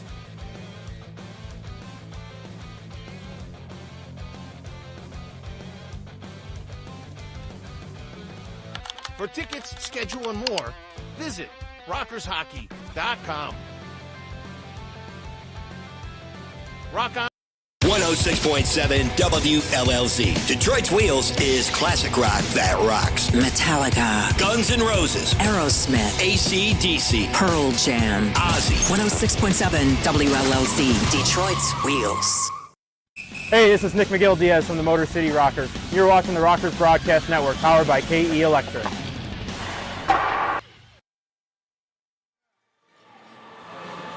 Back here on the Rockers Media Network, 5-1 Motor City leads as we get ready for the second period. And the second period is brought to you by the long drink. The second period is known as the period of the long change, so naturally the perfect drink to go with it is the long drink. Sparkling refreshment, real liquor. Try one today. And Brian, as both teams come out, a very noticeable change. No longer Edward Coffey, it's Richie Parent in net for the Seawolves. Yeah, and that, I think, is probably the right decision. Coffey never really quite looked comfortable in net. And obviously, big frame, making a lot of those big saves, or initial saves, rather. we mentioned it several times. He was not controlling that rebound, and that was causing a lot of chaos out front. And then I think those last 2 goals were kind of the dagger on it. That redirect, and you can't really blame him for a redirect goal, but it was very clear that this is also just as much about the team in front of him as it is about himself. They were hemmed in the last 15 minutes, it seemed, of that first period. This change is kind of a, come on, guys, let's get going. Right. Like, not so much blaming your goalie, but trying to light a fire into your team's butt, because they share the responsibility of him getting pulled. Well, at least 2 of those goals were absolutely in no way Coffey's fault. He couldn't do anything about it. They were tap-ins. And even the last one, the deflection, what do you tell the goalie there? Try to get bigger? Right. He's already huge. And, a perfect deflection out in front goes top shelf. There's not much you can say to him there. So the Rockers, the benefactor, they have a 5-1 lead, but like we said, hey, great first 20 minutes, still have 40 to go. Second period underway, and it's Mississippi controlling it up the draw. Don Carter Jr. ahead to the near side at the blue line. Anderson battling with Diver for it. Audette, his shot hits Miguel Diaz. He didn't realize where it was. Luckily, there to pick it up for him. On the near side was Checo. Yeah, Richie in net for the Seawolves this season, has 4 wins, 6 losses, a .907 save percentage. So about 10 full points, 9 technically, higher than Coffey, who had played in more games. And that one went down in this one as the Rockers poured it in the first period.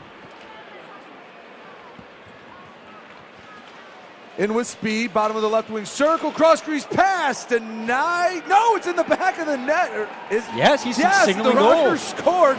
They didn't even realize it, and it's 6-1. I don't think we quite realized it. The horn just starts going off, and is that Checo? Or no, excuse me, that's Hunter Hall. He gets his first as a Rocker, and Hall makes it 6-1, Motor City. So Hall just goes to the net here, and Perrin is deep in the net. I'm not sure if it goes off his foot or if he gets a piece of it, but nonetheless, that's going to be his 5th goal of the season, and as you said, his second as a Rocker. Second as a Rocker.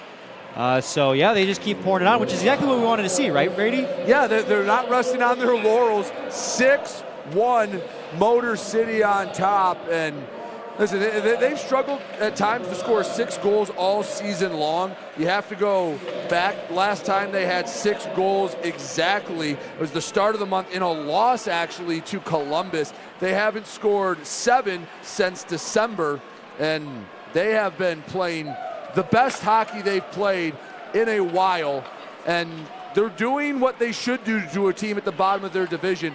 It's refreshing to see. Again, hey, still a long ways to go. I know it's a 5-goal lead. A shot gloved by Gonzalez may have been going wide anyway, but just keep it going and maybe just relieve some of that stress and pressure you felt over the last month and a half. Well, and for the Motor City Rockers, this is obviously huge too, because you laid it out in the pregame. Motor City has 40 points on the season. Holding on to that last playoff spot, Venom have 33 points. And that seems like a lot, but you have to keep in mind, FPHL 3-point lead, 3-point system rather. 3 games can erase that. So getting a big 3 points here when Venom have point games in hand is going to be massive for the Rockers. And last check, Port Huron still had the 2-goal lead. So Venom could be coming in off a loss. Motor City, well, I'll say it straight up. They better hold on to this lead, up 6-1 in the second period. A chance to really put a stranglehold on that final play-in spot. Well, and this is where you learn what Mississippi's made of too, right? You're down big in a game, less than halfway into it. Still a lot of time left on the clock. Do they roll over and just give up? Or do they battle even harder to get back into this game? And again, no Ross Bartlett, no Brendan Hussey. They're 2 top leading point scorers on their team. So some of their go-to guys not on the ice tonight. So someone else going to have to step up. 17:30 to go, second period. 6-1 Motor City. Hunter Hall, the 1 goal here in the middle frame. Yeah, the scratching of Bartlett and Hussey is a little bit of a head scratcher too, because you're on a 5-game winning streak. You're trying to get the ship straightened out, and now they're not playing. Obviously, we don't know the reasons. Could be very legitimate, but if it's a healthy scratch, I mean, that would raise questions. Milam in his own end. He'll take a few turns. The veteran gives over to the far side. Sauce pass deflected, ends up on Kapataev's stick, looking for the Hattie. Nope, drops it back. Ryder high and wide of the net. Miguel Diaz won't get there before it slides to neutral ice. Diver. Just wide of the net. Parent will cover it up. 16:46 to go. Second period. 6-1 Motor City. Yeah, it's been another good start to the second period for the Rockers, and they just need to continue to roll because, as you say, you know, anything can happen in the FBHL. You just got to keep pouring it on. Don't take anything for granted, and just keep hitting the shots on net. I know Columbus and Mississippi nowhere near the same teams. That is not lost on me. But Motor City, when they've struggled, they will give up goals in bunches. Shot saved by Gonzalez from a high-quality opportunity, or a high-quality spot. That was Coleman. Second shot deflected in front, and Gonzalez on his toes as Mississippi was trying to get one back. Yeah, a couple good saves off a little bit of pressure there from Mississippi. Rebound, and Hall nearly had number 2 on the night. Sprawled out, Parent able to freeze it. 16:10 to go in the second period. 6-1 Rockers. Great second save on that too. He makes the initial save, not able to control the rebound. It comes out front. Hall, juicy opportunity, but Parent is able to really spread out those legs and make the second save on that shot, and it keeps it, again, albeit 6-1, but for Parent, who's coming in relief, that's a big save for him.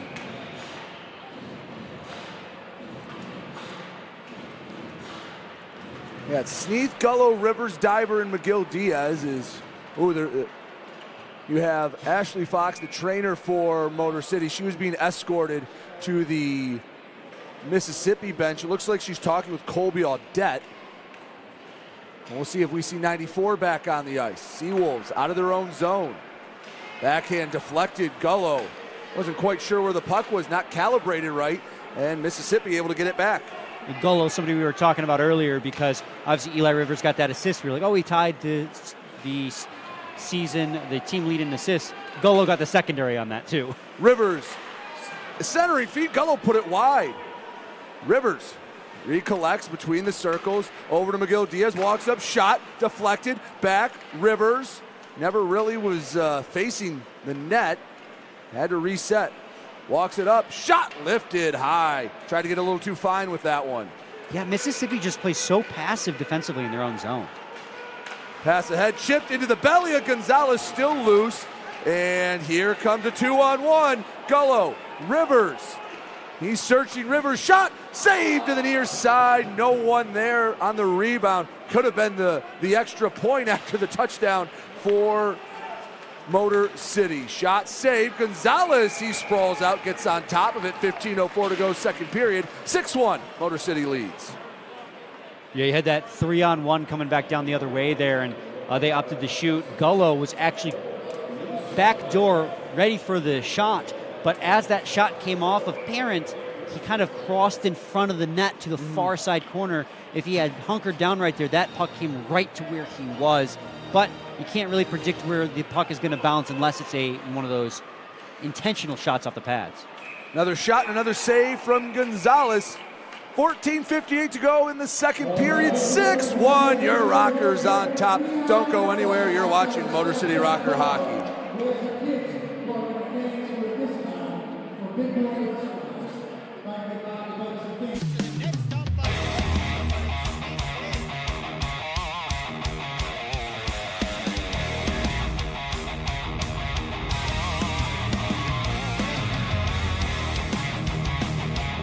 Up in front, shot, scores! Number 1 now, shot, scores! Here we go, Snitson, we got a full line roll! FBHL, full line roll!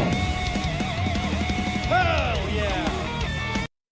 Hey, this is Nick McGill Diaz from the Motor City Rockers. You're watching the Rockers Broadcast Network, powered by KE Electric.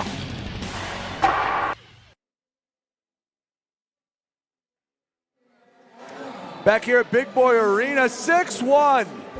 Motor City on top of the Mississippi Seawolves. That last goal officially, Hunter Hall from Igor Kapatayev and Nick McGill Diaz. Everyone picking up points in this one. Brady Beaton alongside Brian Fisher. Brian, I really like the way Motor City came out. They didn't go into the locker room and say, all right, job's done. No, they did not. And they have another goal to show for it on the backup goaltender who came into relief in this hockey game. This is another instance where they got the initial shot and they crashed the net. It was Hall's second goal with the Rockers, and he went to the net and it benefited him. Scramble, a couple of saves by Gonzalez. He swatted at it. Far side, Colton guides it out of the zone. He'll just shovel it in deep. Mississippi's been pushing a little bit harder here the last couple minutes, so they've had a couple of opportunities, and Gonzalez is able to make the save. But if you're the Rockers, you really want to make sure that you're doing a good job of preventing the rush and being aggressive in the defensive zone, too. Ronan, left wing circle, and Wells couldn't get enough of it. I think he got a piece of it, but the pad of Richie Parent denies him. And if you're Mississippi, I know you have still more than half the game left, but down 5, you kind of have to take some risks already. Yeah. Here's Ronan into the offensive zone again. Shot deflected into the netting. We'll get an offensive zone draw for the Rockers, but yeah, down 5. You kind of have to take chances early because you're not going to get 5 in the third period. Right, what's the difference between losing by 5 and losing by 10 at this point? Right. Like, you got to start going for Hail Mary passes. Another thing, too, is like we talked about with the Rockers coming into this second period, considering it 0-0, you almost have to do the same thing if you're the Mississippi Seawolves is, okay, don't worry about being down 5, get the next one. Right. And then get the next one after that. Don't worry about the deficit, just get the next goal.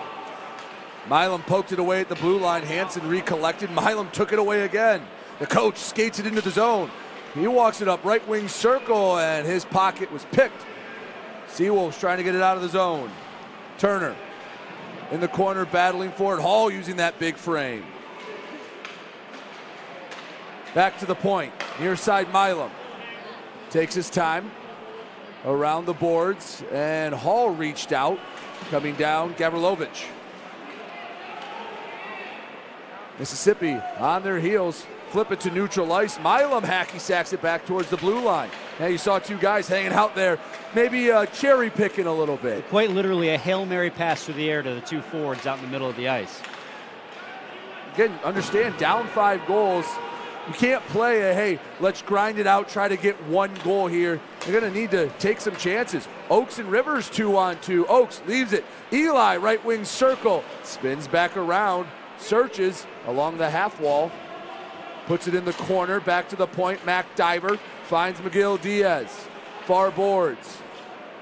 Rings it around Kabatayev. He lost the puck, and the Seawolves will control it in their own end. Flipped it out right to the glove of Mac Diver.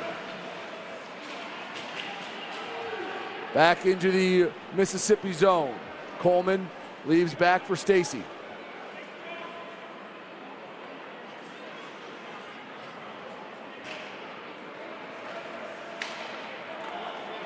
At the Rocker logo, into the offensive zone, Richardson shot hops wide of the net. That puck was hopping on Gonzalez. He tried to swat at it and missed it. Fortunately, it went wide.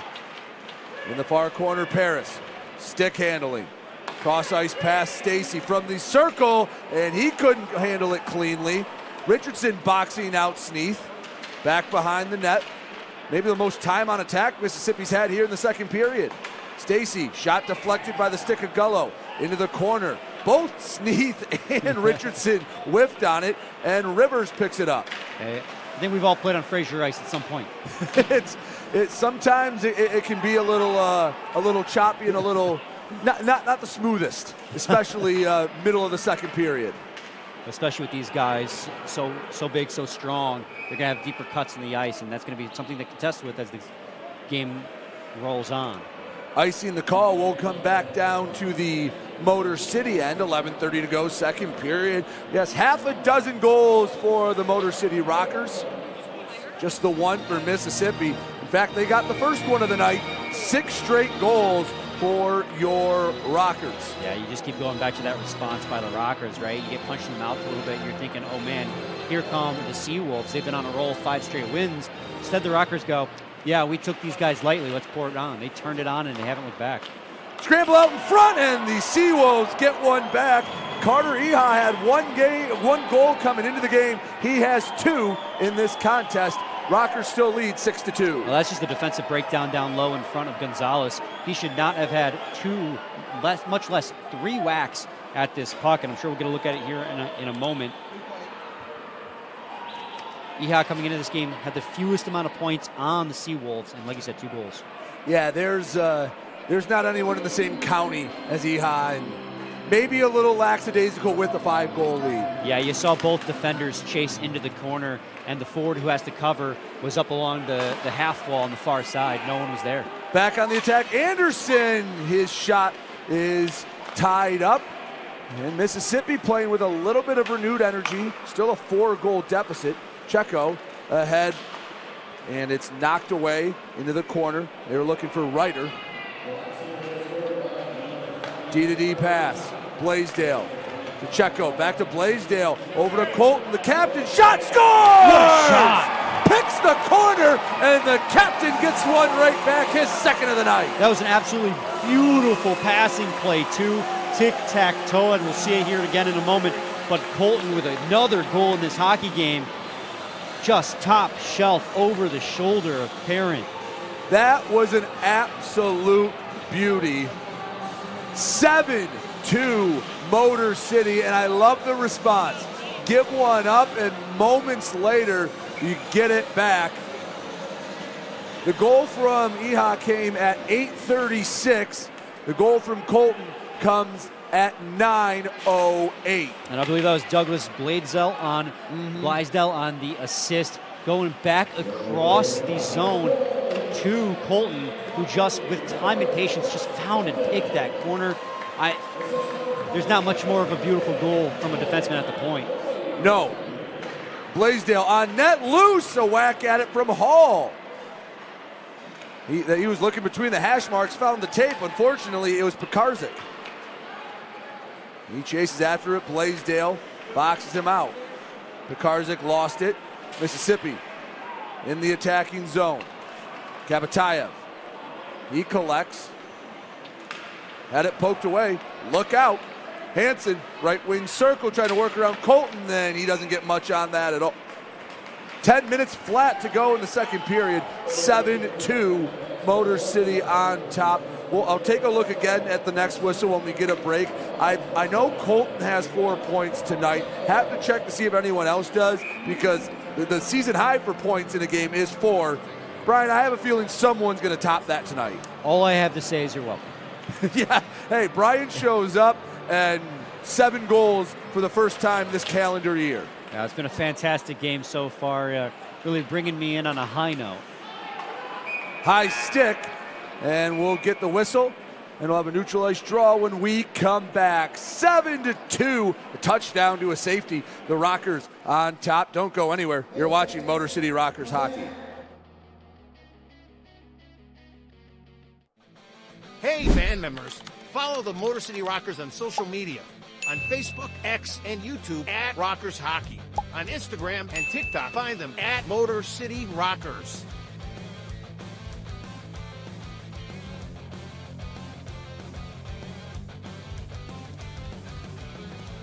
For tickets, schedule, and more, visit rockershockey.com. Rock on. 7-2 here in Fraser, Rockers on top. Let's see what's going on around the FPHL. Port Huron still up by 2, but each side has lit the lamp. 3-1 Prowlers. Danbury 4, the Dasher Hockey Club 0, and yeah, back to reality for the Dashers. Blue Ridge and Baton Rouge 1-1. Binghamton, no shock, they have a 4-goal lead, and Carolina strikes first against Columbus. So Josh Colton does have 4 points in this one, 2 goals, 2 assists. The last time the Rockers had a 4-goal or 4-point performance was Nick McGill-Diaz. That was Nick McGill-Diaz, TJ Sneed, and Eli Rivers each recorded 4 points in a game. Colton, 1 more to set the high water mark for the season, but there's a couple other guys with 3 as well. Yeah, and I think notably too is Don Checo got his first point. Corey Checo, rather, got his first point with the Rockers. Again, that was a guy that we weren't quite sure what to expect out of him coming out of NCAA D3 hockey. I've been very impressed what I saw from him, getting mixed in on the offense and getting the secondary assist on what was a beautiful tic-tac-toe play for Colton. 3-on-2 and fighting with the puck, Stacy. He loses it behind the net. left wing circle, knocks it back to Paris. Horseshoes it around the boards. Rivers comes over, picks it up, and can't get it out of the zone. Back to the point. Stacy ends up near side. Paris once again. Deflected, and Rivers sauces ahead. Gullo wheels after it. On the attack. Gullo spins back, looking to the point. Miguel Diaz walks up, shot deflected, and it just knuckles over the crossbar, and the Seawolves pick it up. So Checo gets an assist in his first game as the Rockers, same as the other collegiate signing, Mac Diver out of Lebanon Valley, as he picked up an assist in his first game. So some of the new guys coming in, they're making the impact early. Well, that's exactly what you want to see if you're the general manager, Nick Field, too, is these new guys coming into the locker room and having an immediate impact. And, you know, that reverberates, right? It's not just an impact on the ice, but it goes a long way to solidifying the guys on the bench and solidifying the locker room. This team needed a little bit of shakeup, and he's come back and he's shaken up the locker room, and now you're seeing 7-2 lead. Granted, one game, a lot of game left to be played, a lot of season left to be played, but you got to make the most of it. That last play was offsides. Fans, if you need your hair on sides, go to Great Clips. There are locations in the Mire across from Big Boy Arena, Warren and Roseville. They will get your hair back on sides. Great Clips, the official hair cutter of your Motor City Rockers. 7-2, 8:04 to go left in the second period. Ryder along the far boards. A couple of different white sweaters. Can't take the puck away. Miguel Diaz skates it up, backhand, doesn't make it much further than Barrington. Here comes a 3-on-2. Carter along the left side, and strike one on the shot attempt. Puck just sitting behind the end line. Deflected between the circles, but it's Ronan that comes away with it. Tristan Wells flips ahead, just a little too much steam on the pass. Ronan takes it away, pass out in front, pinballs around, goes back to Ronan. Wells using that 6'6" frame, trying to box out.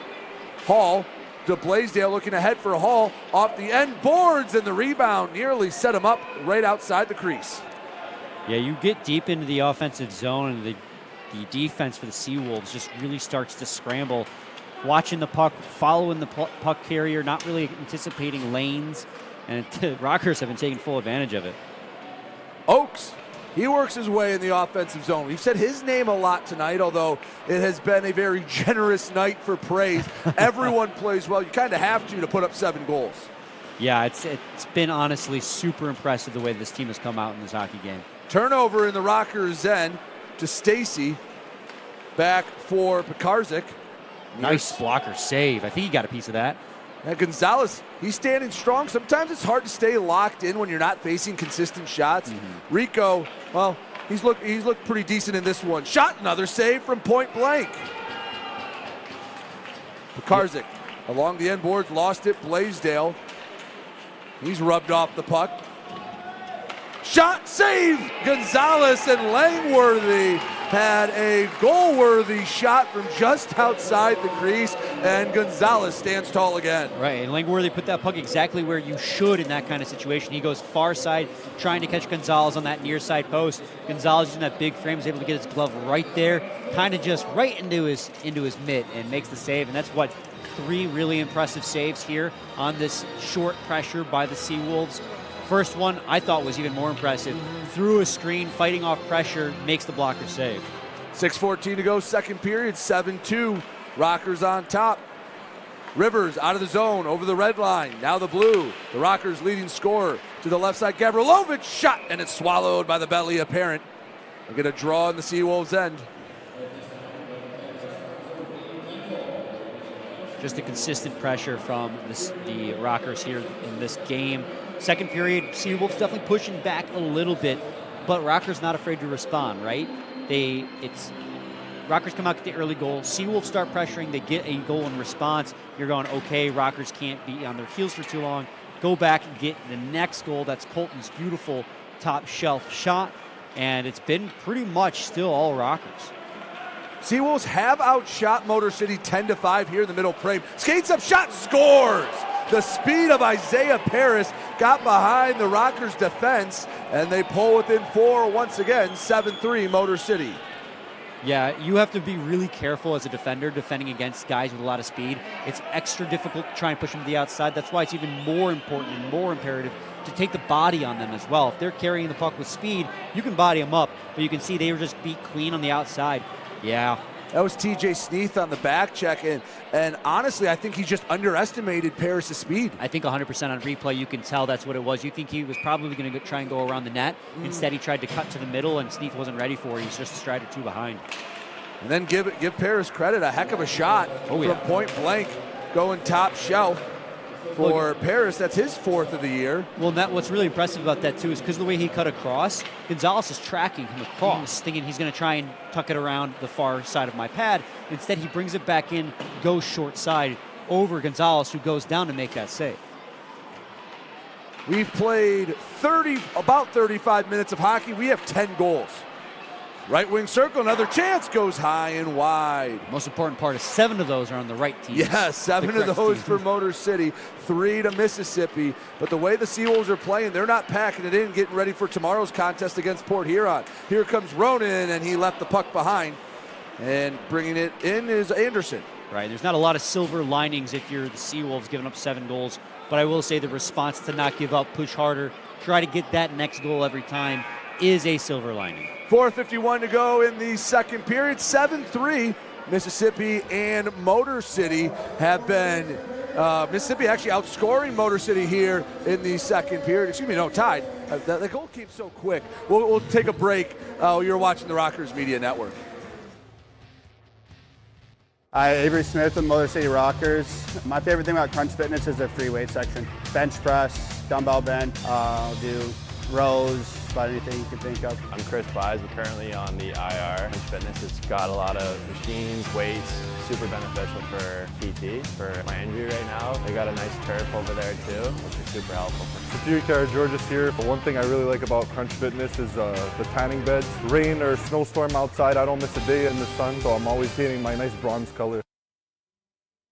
106.7 WLLZ. Detroit's Wheels is classic rock that rocks. Metallica, Guns N' Roses, Aerosmith, AC/DC, Pearl Jam, Ozzy. 106.7 WLLZ, Detroit's Wheels.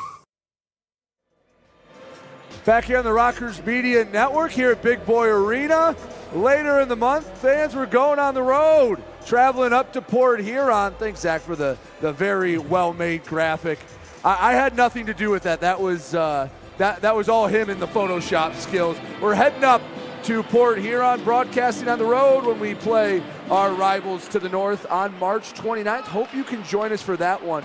Almost a bit of a test run to see what things could hold in the future. Right now, the Rockers hold a 4-goal lead. Mississippi still playing with a lot of fervor, a lot of energy.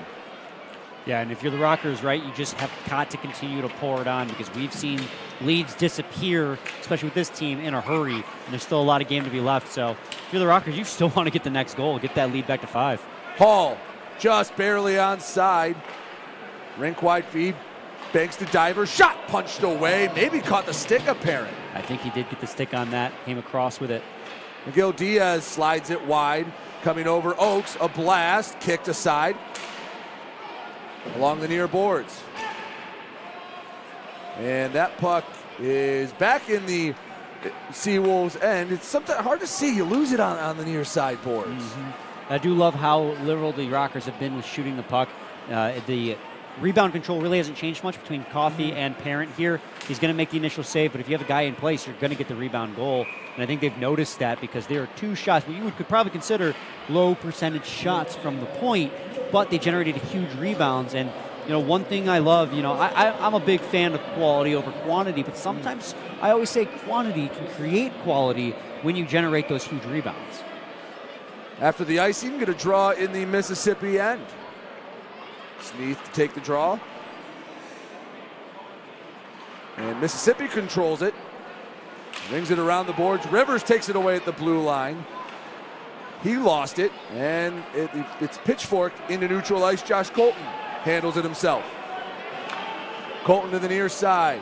Gullo, did he get a piece of it? No, he did not. Icing the call, and we'll go back to the Motor City end. 3:23 left to play here. in the second period, 7-3 Rockers. It's been a heck of a game, Brady. We've said it a couple times, but again, for Colton, he's got 4 points on the night, but there's been multi-point games all across the board for the Rockers. Drawing their own end, some sticky fingers from the linesman. Hansen wins the draw. Gullo steps in front of a pass. Here he comes in the neutral zone. Feathers it ahead. Rivers in close. Eli Rivers shot, and it's saved. Second effort from Gullo, not enough, and Parent makes a pair of saves. But Rivers was tied up a bit, fought through it, and still had a chance. That was a good defensive play, too, on the player who was draped over Eli Rivers to not take a penalty, but also tie up. I mean, you got beat, he's behind you, but you were able to get that stick-on-stick work, and Parent tracked it all the way across. He only had one option, that was to try to shoot the puck into the pads. Tie up on the draw, and a white sweater comes away with it. That's Andrew Stacy. Up the near side, the D-man skates it over the first two, gives it to Hansen to go over the third. Centering feeds, shot, rebound, second effort, second save from Gonzalez, and he's on top of it. 2:58 to go in the second period, and the Seawolves, if they get one more back before the third, a 3-goal deficit, while still a large hill to climb, is not unheard of to come back in a period. Yeah, 100%. And one thing, if I'm Milam going into the locker room, I'm talking about with my team is our play in front of our own goaltender, right? We've seen Gonzalez make 2-3 big saves. We got to start clearing out these guys in the net front. Don't let them get those rebound opportunities. A lot more congestion in the crease that time. Rivers on the far half wall. Battles a pair of Seawolves. Puck goes back to Blaisdell. Pass picked off. Hansen. Work between the hash marks. And it's Gullo with it in his own end. Far side, Blaisdell surveys the scene. Short feed, Gullo. Over the red line, now the blue. Gullo drops it back. Rivers on the backhand. Shot! Saved or just missed by Parent. Hard to tell. He just went right over the crossbar with that shot. He had the angle perfectly. It just was a little too high. It was so quick. And it was from a tough angle that I don't even think Parent was really expecting it. And Rivers has the skill to bury that one. I will tell you, Brian, I don't know if you can see it on the broadcast, but basically right in our line of view, there's a bubble hockey table, and it flashes colors, and it flashed red right as the shot went in. And, you just think, that maybe that's the goal light. Have to remind myself sometimes it's just the bubble hockey table. So that happened at the beginning of the period when Hall scored. Is that changed right as he scored? And I was like, it was a goal, and it ended up being a goal. Right. But it wasn't because the bubble hockey table told me so. But you're right, it is a little bit deceptive back there. And it's just perfectly in our line of sight, basically right above the net to our right side. 100 seconds left to go in the second period. 7-3. Motor City on top. Ryder into the offensive zone. He chases after it in the corner. Along the near side boards, Paris. He has the last one for Columbus. Works the breakout. Skates out of his own end. He takes it over all three lines using that speed. Left wing circle, shot way too high. Nearly put a hole in the glass. And as you approach just a minute left in the second period, then you enter in no goals against no matter what territory. One way to absolutely kill your momentum is giving up a late goal in any period. Officially in the last minute of play of the second period. In the Rockers zone. Deep in the corner, spinning around. Puck squirts out, and another penalty against Motor City. The third against the Rockers. Motor City yet to go on the power play. And it looks like it's tripping. Is it Oaks or Diver? And it's Diver. He'll go to the sin bin, 2 for a trip. 51 seconds left to go in this period, and if the Rockers have it their way, it'll carry over to the third. Yeah, Diver just went to make a play with the stick here in the near side corner, and unfortunately when he swung around, he caught the leg of the Seawolf forward. And unfortunately from our angle, it's impossible to tell who that was, but you could see him swing around and the guy go down, and I immediately went, oh, that's a penalty. Mississippi 0 for 2 on the power play. They had half a minute of 5-on-3 action, came up empty. On the near side, Pekarzik. He controls it. Back to Anderson, right side, Turner. And the right wing circle. Sauces it across, and a little too much as Pekarzik has to come back to neutral ice. 25 seconds left to go in the second period. Carter had it knocked away and all the way down the length of the ice. Seawolves will have time for one final rush. Dozen seconds up on the clock. Got to go soon. Pekarzik over all three lines, 6 seconds. Put it on net. Chaos out in front, and it's slashed into the neutral zone. And we head to the second intermission. Motor City still leads by 4, 7-3 each side. Lit the lamp twice. We'll take a break, come back, recap the first 40 minutes and more. Don't go anywhere. You're watching Motor City Rockers hockey.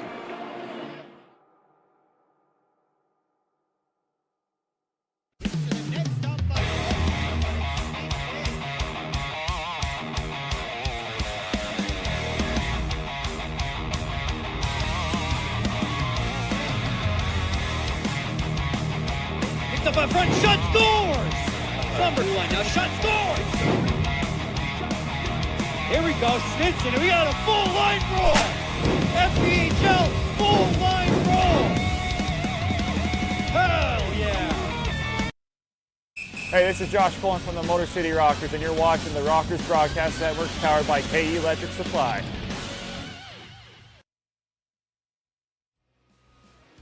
Back here on the Rockers Media Network, 28-23, the shots after 2 periods. The goals 7-3 in favor of the Rockers in both instances. Second period started off in favor of the purple and black. 51 seconds in, Hunter Hall basically forced the puck past the new goaltender Richie Parent. Assist to Kabatayev and McGill Diaz. But then it was Carter Eha again with his second goal of the game. Dalton Anderson and Noah Hippolyte Smith get the assist. Not even a minute later, Josh Colton, a beautiful top shelf goal. Made it 7-2 Motor City. Blaisdell and Corey Checo pick up the assist, and Checo, his first pro point. Congratulations to him. Did not have to wait long at all.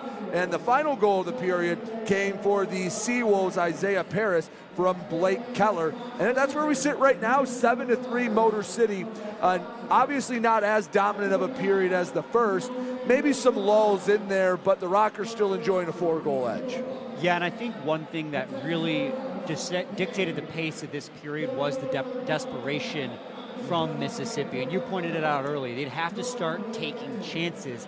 And I think those chances kind of made it turn into a track meet on both sides of the ice. You saw these teams exchanging chances and ultimately exchanging a pair of goals as well. Obviously, Rockers didn't take their foot off the pedal, but it was the Seawolves who I thought were really bringing a lot of pressure in this period that was not present in the first. Yeah, 14 shots on goal in the second period for the Seawolves compared to just 9 in the first. Motor City only managed 9 shots in that period. They scored on 2 of them, so they made them count. But yeah, maybe a little bit of a first period hangover. A bit again. The period was 2-2. I don't want to get overly negative. It was an even period. Just maybe some lapse in focus at times that led to a couple goals. Well, now is the right time to refocus because we have this thing in hockey called the third period push. When you're down, you get even more desperate. They're going to be flying out of the gate. I have a feeling the Seawolves, Rockers are going to have to be on their T's if they want to make sure that they can lock down this 4-goal lead and get away with the win. And it's usually the first 3 to 5 minutes. If you can survive that early push, you're going to have a good shot. Rockers have lit the lamp 7 times here tonight, looking to close out their first win at home for the weekend, hopefully setting up a big weekend for the Rockers. Don't go anywhere. You're watching the Rockers Media Network.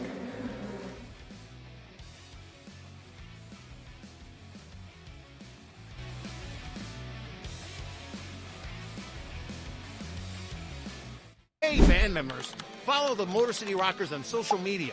On Facebook, X, and YouTube at Rockers Hockey. On Instagram and TikTok, find them at Motor City Rockers.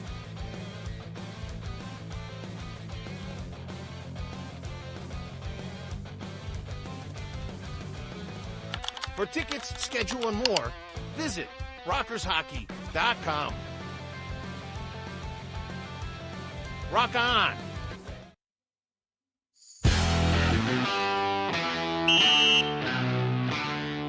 Hey, what's up, everybody? It's James, your Motor City Rockers in-arena host, back again with another 5 minutes in the box. This time, we're joined by Eli Rivers. Eli, thank you so much for taking the time to sit with us. Yeah, no How's problem. it going, man? Good.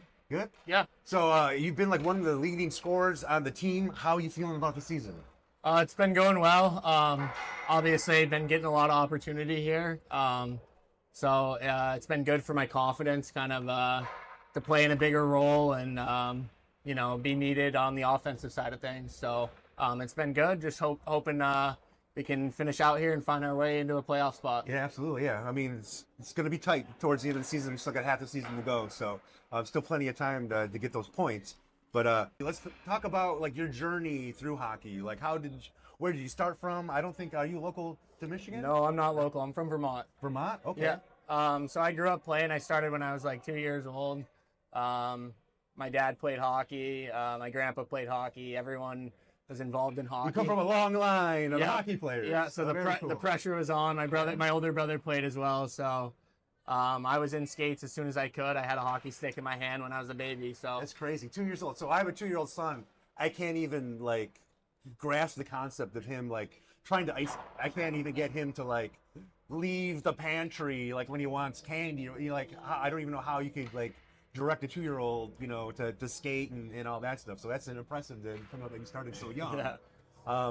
Besides hockey, like, so what do you do when you're not on the ice playing hockey? I just hang out. I got a dog at home. Okay. So I hang out with my dog. I'm at the apartment with Trevor, so he's got his dog there. Okay. So we got You got nice. the dog bonding there. Yeah. What kind of dog? It's a pit bull as well. Pit bull? Nice. Yeah. I have a pit bull as well. So Yeah. The most cuddly creatures you could ever The best. encounter. They're like Velcro. Yeah, absolutely. What's your dog's name? Bo. Bo? Yeah. Very nice. I like that. That's a great name for a dog. Do you do anything? Like, do you play video games? Do you watch pro wrestling? Like No pro wrestling. Oh, you watch no pro wrestling? No pro wrestling, but Don't judge. I don't. No, I don't. But I watch a lot of hockey. Okay. I do play video games, but not religiously. What team do you root for? You know, I'm a Canadiens fan, so Canadiens? Okay. Vermont's kind of split 50-50. There's a lot of Bruins fans there, being in New England. Yeah. But we get access to CBC, so you get Hockey Night in Canada and Vermont. So I grew up watching Don Cherry. Don Cherry with the crazy ties? Oh, yeah. So my dad was a Canadiens fan, so he just put it on me. So I'm New England everything. I'm a Pats fan, Okay. Celtics, Red Sox, but when it comes to hockey, I'm a Canadiens fan. So okay, that's very cool. That's very cool. So gaming, what kind of games do you play when you are playing? Mostly sports games, a lot of chow, yeah. Okay. So a lot of hockey. You live it, like you breathe it, you play it, like you're always like hockey 24/7. Yeah, pretty much. Very cool. You into any kind of crazy foods? No, but I do like to cook. When I was in college, I realized I had to stop just heating stuff up in the microwave and learn how to... That's the best stuff though. Like the cheap stuff that's all just preservatives and chemicals. I'm a chemical food guy. Like I love fast foods and like. Trust me. I get my red 40 in me. Don't worry. Okay. So what's your favorite dish to cook? I love steak. Steak's my favorite. Okay. Yeah. So I do a little ketchup, right? No ketchup. No. Do a little compound butter on there and. Little steak and rice, that's the best. Oh, fantastic. Get the protein, you get the carbs, so that's probably helps you out on the ice as well. Absolutely. So if you weren't playing hockey, what do you think your career would end up? I was actually kind of debating playing or not this year. I just finished up my degree last year, and I had a lot of opportunity this year to coach some hockey. Okay. And kind of last minute, I decided I wanted to get out there and play one more year at least. So I started in Columbus this year. I'm not sure if you know that. And then I ended up coming here. But honestly, if I wasn't playing, I'd probably be coaching. So you still got hockey. Hockey's your DNA. Like you said earlier, you come from the long line of hockey players. So Eli, thank you so much for taking the time to sit and chat with me in the 5 minutes in the box. Anybody you want to say hi to? Anything that you want to add? Say hi to my brother because I know he's watching. He was begging me to do one of these. So. Oh, there we go. Yeah. Cam, your wishes have finally come true. So that's it for this edition of 5 Minutes in the Box with Eli Rivers, and we'll talk to you again next time. Thank you. Thank you, man. Appreciate it. Appreciate it.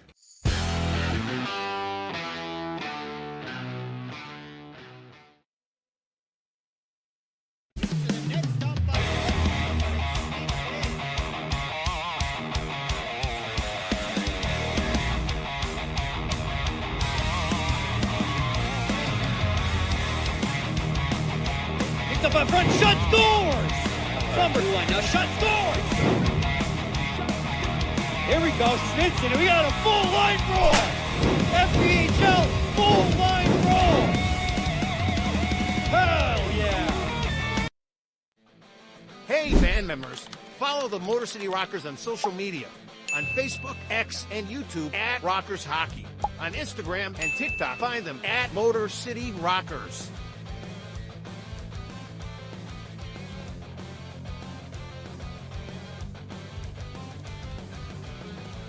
For tickets, schedule, and more, visit rockershockey.com. Rock on. Hi, Avery Smith with Motor City Rockers. My favorite thing about Crunch Fitness is their free weight section. Bench press, dumbbell bench, do rows, about anything you can think of. I'm Chris Buys. We're currently on the IR. Crunch Fitness has got a lot of machines, weights, super beneficial for PT, for my injury right now. They got a nice turf over there too, which is super helpful. George's here. One thing I really like about Crunch Fitness is the tanning beds. Rain or snowstorm outside, I don't miss a day in the sun, so I'm always getting my nice bronze color. 106.7 WLLZ. Detroit's Wheels is classic rock that rocks. Metallica, Guns N' Roses, Aerosmith, AC/DC, Pearl Jam, Ozzy. 106.7 WLLZ, Detroit's Wheels. Hey, what's up, everybody? It's James Campbell, your Motor City Rockers in-arena host, back again with another episode of 5 Minutes in the Box. This time I'm joined by Tristan Wells. Tristan, how's it going? Good, and you? Not too bad, man. Can't complain, can't complain. Now, I know back when they announced you were coming back to the team, again, social media blew up. The fans are excited to know that you're back on the team. Give us a little bit of history, because I know you were on the Rockers last season. Like, what's kind of your hockey journey been? Oh yeah, I started with the Rockers around last Thanksgiving, and I got the pleasure to play with them for the rest of the last season. And then I started this year in Macon in the SPHL, and when things didn't work out there, I was pretty excited to get back here to Motor City and get back home with all the boys. Awesome, man. Well, we're happy to see you back, and the fans are happy to see you back. What's some stuff that you do outside of playing hockey, like hobbies and things like that? Recently, me and the guys have been going to the sauna at the gym a Oh, lot. yeah? Yeah, a lot Okay. of sauna time. Hop in there for about 20, 30, and then jump in the cold shower afterwards. That's been pretty sweet. Now, besides that, we've been just watching hockey and hanging out kind of in the evenings. Hanging out? Yeah. So the sauna thing, like what do you enjoy? Is that like good recovery from practice, or is it just a good way to relax? You know, I'm not really sure what the science is behind it, Okay. but it's just a good way to get a sweat going, get everything out of you, and I don't know, just hopping in the cold shower afterwards, super refreshing. I couldn't tell you what it does, but it does something for you. I know you're from Denver originally, correct? Yep. Okay. So from Denver to you're down in Macon, that's Georgia.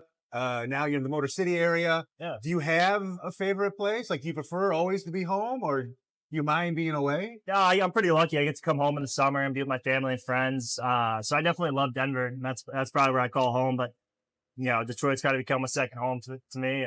I certainly like it here. It's a nice gritty winter. Yeah, it is. It is a very gritty winter. So, dude, first game back on the Rockers. You started things off with the bang, hat trick on the first game back. How does that feel, man? That was pretty sweet. Yeah. It felt great. Yeah. Very cool. You spend a lot of time watching hockey. So are you watching like NHL, like rooting for a team, or are you watching like game tape to try to see how you can be better as a player? Like, what kind of stuff are you watching in terms of hockey?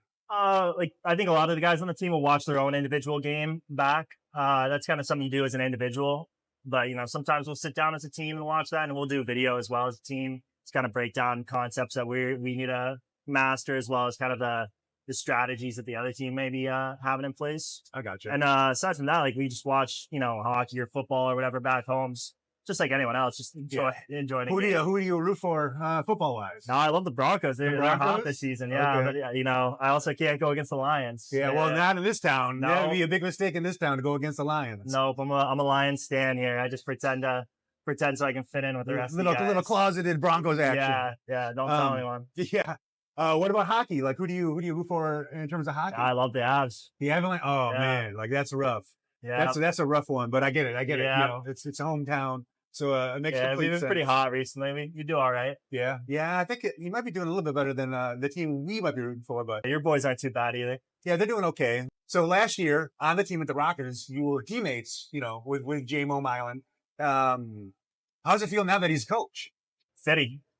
Yeah, it feels really fitting. I think a lot of guys look to him to set certain standards and kind of give guys advice on how to play things and how to act in certain situations. And he's just got so much experience and is such a veteran guy that you can take pretty much anything he's got to say as word.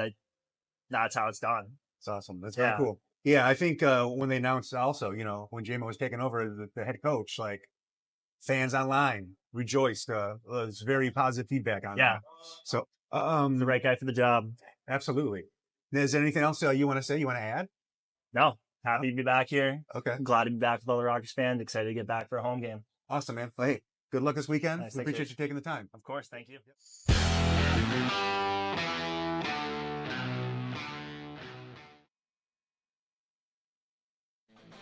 Hey, band members, follow the Motor City Rockers on social media.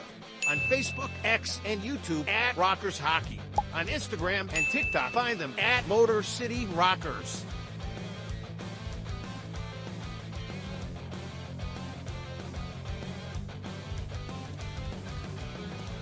For tickets, schedule, and more, visit rockershockey.com. Rock on!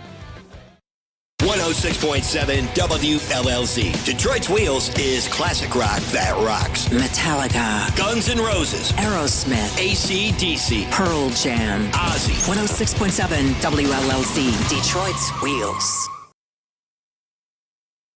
Hey, this is TJ Sneed from the Motor City Rockers, and you're watching the Rockers Broadcast Network, powered by KE Electric Supply.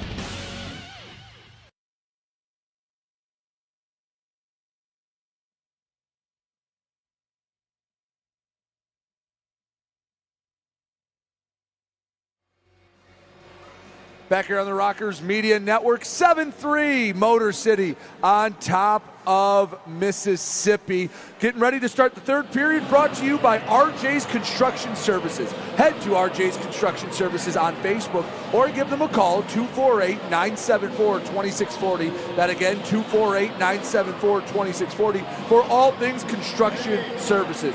RJ's Construction Services, a proud partner of the Motor City Rockers. 7-3, the Rockers on top, and Brian, it's been a very well-played game as, again, the 7-3 lead. There you see all the goals for Motor City. It's been a lot of different names. Yeah, two columns for Motor City on the right-hand side. You love seeing that. Kapatayev's got 2 goals in this hockey game, but most notably Colton has 4 points. That ties a season high, franchise high, I think. In for the season, yes. For the season, thank you.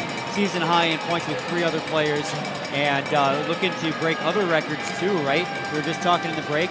They haven't scored 8 goals in a game since, New Year's Eve of 2023? Yes. So it's been over a calendar year. They did that. It was a wild 8-4 win over Port Huron. They scored 9 goals one time. It was actually the week before against the Elmira. I believe they were the River Sharks for that game. 9-1. Rockers have never scored double-digit goals in their franchise's history. 7-3 right now. And they do have a minute 10 to kill off the power play for Mississippi. Brian, we were talking about it before we went to intermission. Survive the first 5 minutes and really hyper-focus on this first minute 10. Yeah, because the third period push in hockey is a real thing. And a 4-goal deficit sounds like a lot, but in FBHL hockey, that is actually a deficit you can come back from if you rally and you compile a couple goals really fast. All of a sudden, this is a new game, and this minute 10 penalty kill. And Rockers have a good penalty kill, 82% of the season. That's solid. Is going to be crucial because that's the difference between a 7-4 deficit that looks like a mountain and a 7-3 deficit that looks like a mountain, and a 7-4 deficit that looks all of a sudden very feasible with still over 19 minutes left to play. Mac Diver in the box for 70 more seconds. They will send out Eli Rivers, Doug Blaisdell, Josh Colton, and TJ Sneath to kill the penalty. Mississippi, they're 5 on the power play unit. Dalton Anderson alongside Isaiah Paris. On the far side, Lucas Pekarzik, and the defensemen are Don Carter Jr. and talking with the official, Sam Turner. Everything, I believe, is good to go. The official gives the whistle, and we have 20 minutes left in regulation. Rockers looking to start the weekend off with a win. They have a 4-goal edge. To the far boards, and Mississippi controls it off the draw. Turner in his own end. Errant pass, and Doug Blaisdell into his own zone, and then a deflection and a funky hop for Richie Perrin, and he'll have to cover it up as Rivers crashed down. A little bit of a break for the Rockers. You know, that was happening in slow motion to Perrin as that puck flutters up on the fresh ice. He's thinking, where is this going to bounce when it hits the ice? Thankfully, it went right into his chest. 56 seconds until Mac Diver has served his sentence. Tie up on the draw. Sneath couldn't kick it to the tape. It's Paris behind the net for Turner. Over to the far side. Carter returns Pekarzik into the offensive zone along the hash marks. Works behind the net, takes his time. Far circle. Paris. He scored the last one for Mississippi. Blaisdell battles him into the corner. Seawolves keep possession, half a minute on the Mac Diver, tripping Minor. One-touch pass, shot, and it's lifted away by Blaisdell from his knees, able to affect that. Such an important deflection to get on that shot, because he had a really good scoring opportunity from where he was, just inside the top of the circle. Sneath gets the clear. Hall, Oakes, Gavrilovich, and Milam come out. Looks like there's some jawing between the players near the bench there just before the Seawolves rush. Another clear from Milam, and Diver is a free man. You know, I will say, both sides have behaved themselves pretty well. All 3 penalties have just been through the pace of the game. An interference and 2 trippings, if memory serves. Yep. You definitely set the bar a different standard for me based on my first encounter with the FPHL. Yeah, you saw a wild one against Monroe. I believe it was 60-some minutes of penalties given out at one time. No, well, we're not strangers to that. That is not a every game occurrence, and both these teams have been on their best behavior. It's a playoff push for the Rockers. They don't want to lose anyone for the home stretch. Well, especially because you were really laying out the next couple of games for the Rockers and how this game is a huge table-setting win if they can get it, because they play the Venom the next 2 games, Saturday and Sunday. Venom right behind them in the standings with games in hand. You got to get this win and then hopefully sweep the weekend. Rockers have the 7-3 lead. Mississippi has the puck. Shot deflected. Goes to the near side. Hunter Hall picks it up. Over to Oakes. Horseshoes it around the boards. Milam comes down from the defense position.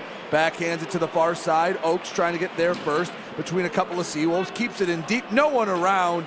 Tanner Coleman. He works the breakout. Far side, Isaiah Paris. Near side feed. Keller. Offsides, and 17:52 to go. Another offside call. And as fans, if your sides are a little off, remember Great Clips will keep your hair on side. Located in the Meyer across the street from Big Boy Arena, Great Clips, the official hair cutter of your Motor City Rockers. A little bit of a, I wouldn't say sloppy, but it's been very much a neutral zone battle here early in the third period since that penalty kill has been expired. A lot of turnovers in the neutral zone, quite like that. Wells had it poked away. The Rockers have been on the other end of it the last few weekends where they're trying to push, and the other team has the luxury of just, hey, biding their time. McGill Diaz in close shot, and it's saved by the shoulder of Parent. Big save by Parent there on a shot from inside the circles. Ronan, pass deflected back to the point, tried to get it out in front. I think they were looking for Brad Ryder to tip it out in front, never made it to him. Wells. Backhands it deeper into his own end. Diver along to McGill Diaz. A funky hop off the ice and back to Diver.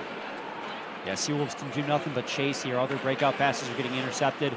All their rushes across the red line are getting broken up and just can't do anything but chase when the Rockers have the puck. McGill Diaz with speed, left hash marks, had his stick lifted, shot from a bad angle. Ryder grabbed the rebound, had it poked away.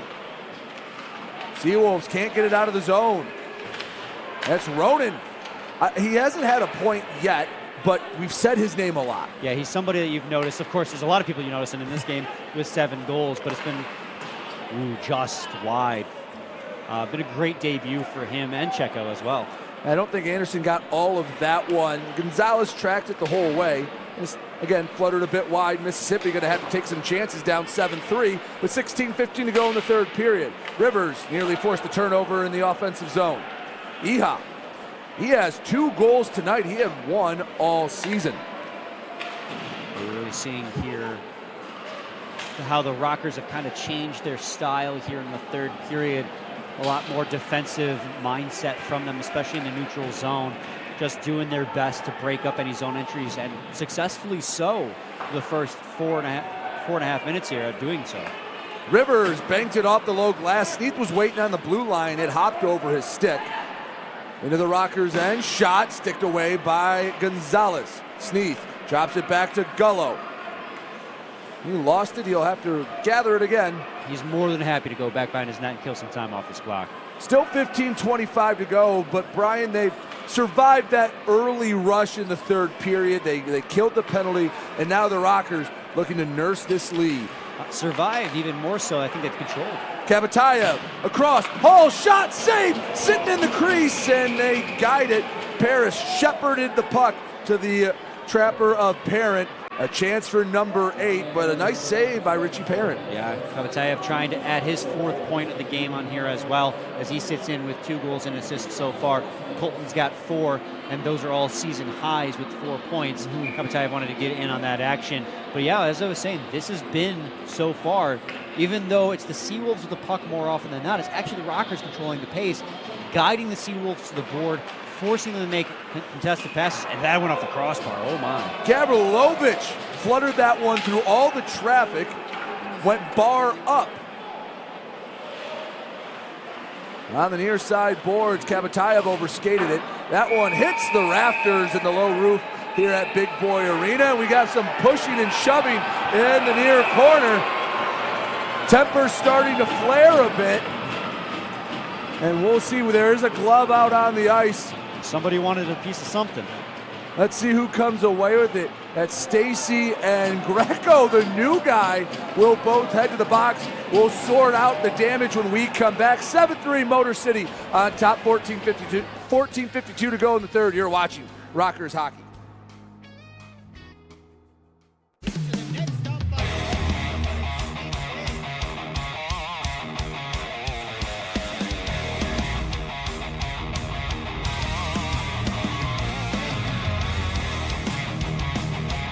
Up in front, shot, scores!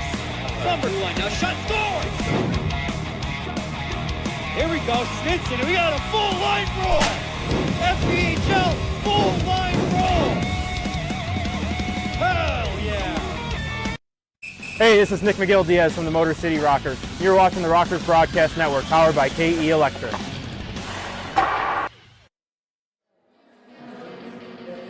14:52 to go in the third period. 7-3 Motor City on top. Big series here is the top 5 make the postseason. The top 3 are in, and then you have a play-in in the 4-5. Everyone is clinched. It's down to Motor City and Hockey Club Venom. Right now, Motor City obviously has the lead. The Venom out in Port Huron, they currently have a 4-2 deficit to the Prowlers. Big couple of games coming up Saturday and Sunday against the Venom. Checo and Stacy are in the box. We're still waiting for the verdict. Brian, we haven't had any time go up on the scoreboard, so I'm going to assume it's offsetting. Yeah, that's going to be a very interesting thing to see as we resolve. Obviously, it was near side here. Fans were standing up. It's hard for us to get an angle on exactly what transpired, but based on who was skating away, who had gloves on, who didn't, I wonder if it was the Seawolves who initiated that. And we see oh, there goes 5 up for Motor City. Interesting. And you know, I don't know if I've ever seen coincidental major and double minor penalties. Yeah, that is weird. Brian, I know you've watched a ton of hockey. Can you ever think of an instance where you've seen 5 and 4 go up on the board No. And again, it was near side, so folks, I'm just going to be honest with you at home. That could be the exact right call. I have no idea. Well, and the thing that's confusing to me, because I'm not going to make any assumptions about what was right or the wrong call, because it's the same thing that you just said. But the fact of the matter is 17, that's Andrew Stacy, dropped his gloves. And maybe the rules are different, but usually when you drop your gloves, that's an immediate 5-minute major for fighting. So I am just kind of shrug my shoulders and go, all right. So they gave Checo 5 for fighting and Andrew Stacy a double minor for roughing and unsportsmanlike conduct. Sure. So we'll go 4 minutes of 4-on-4. Ice a little more open. Probably benefits Mississippi trying to take some chances, opens up the neutral zone a bit. Right. This is, if you're the Seawolves, you're like, okay, 4-on-4 is going to give us more space to make plays, and it's going to change up the defensive structure of the Rockers, who were playing very well at 5-on-5 at defending the puck and then winning that puck battle to then gain possession back. So really, it's the Seawolves who are going to get the benefit here, and then a result of a short 1-minute power play at the very end. Milam onside, feathers it on net, rebound, and Rivers nearly had it off the stick of Parent. But that doesn't mean that's not going to be how it plays out. The Rockers might come back with a couple of their own. Glove by Gonzalez, so smooth with it, just threw the trapper up. There's 3:06 left to go in the Parent double minor. There's 4:06 to go in the Checo major penalty. 13:58 to go in the third, 7-3 Rockers on top. I don't know if I've ever seen that before. Yeah, that's weird, and I would be really interested to see and hear what the refs say about what happened on the ice. Shot goes wide, got all of it, just couldn't put it on net. Ronan knocks it away, and McGill Diaz into neutral ice. He doesn't have numbers, so he will slow up, bring it back to his own blue line. Backhand pass finds Ronan. Near his own blue line, over the Rocker logo, and Motor City up 4 goals. They can take their sweet time. One touch. Gullo had it poked away, and Mississippi will work on the counterattack.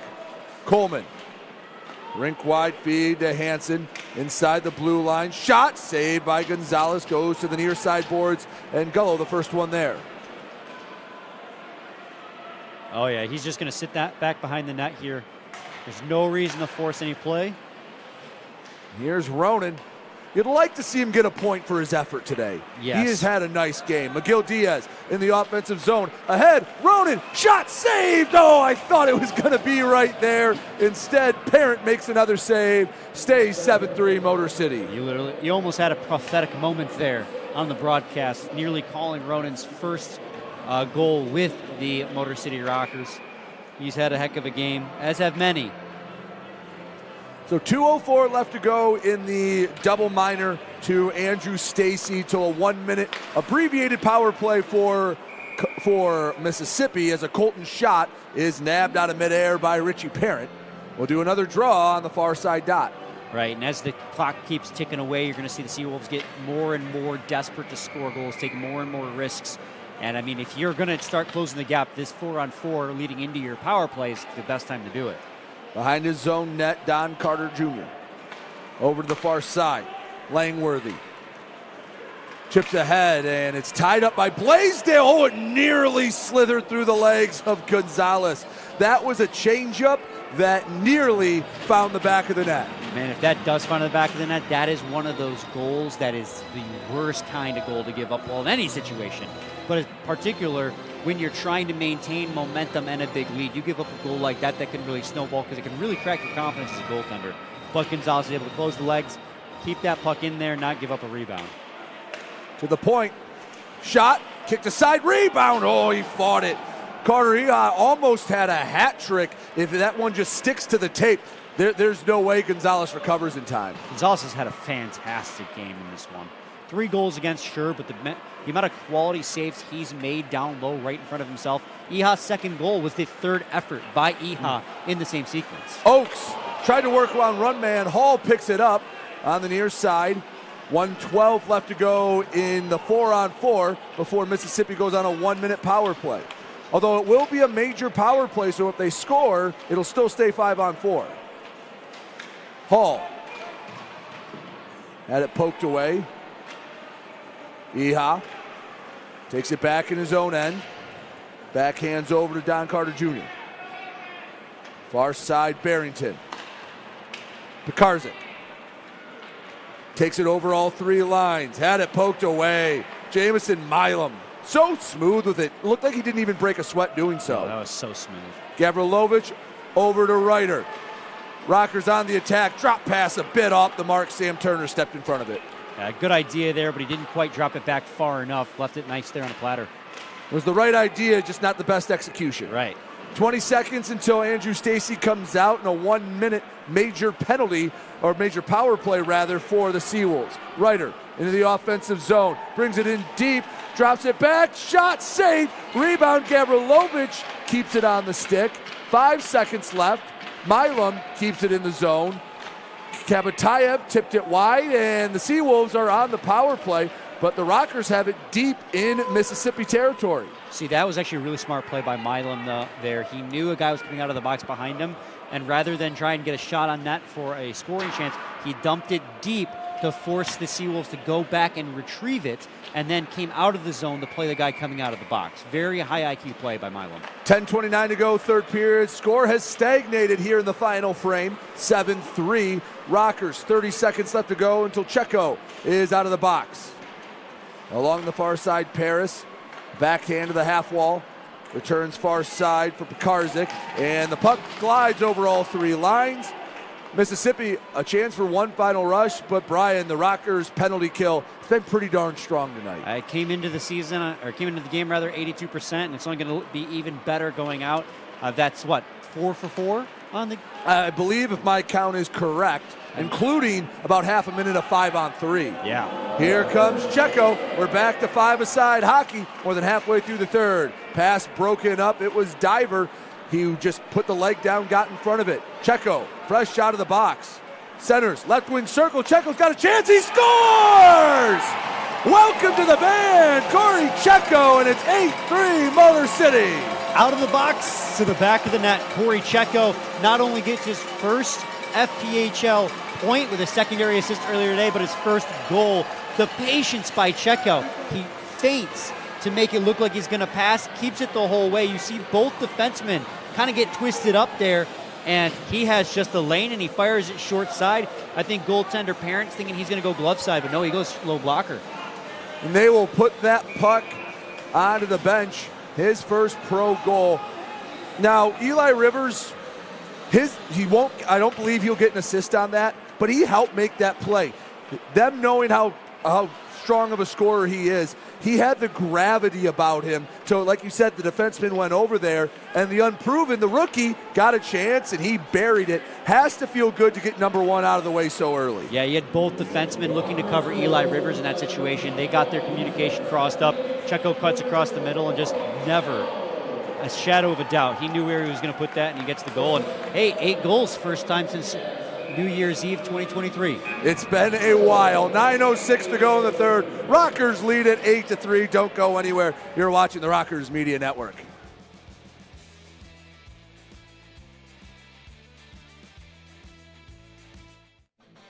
Hey, band members, follow the Motor City Rockers on social media. On Facebook, X, and YouTube at Rockers Hockey. On Instagram and TikTok, find them at Motor City Rockers.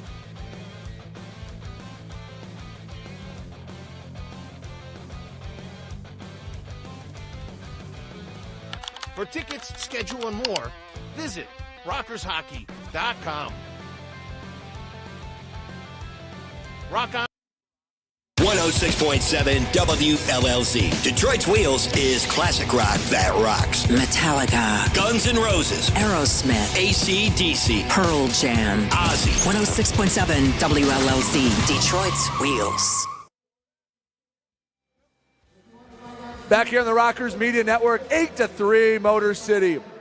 On top, let's take a look at what's going on all around the Federal Prospects Hockey League.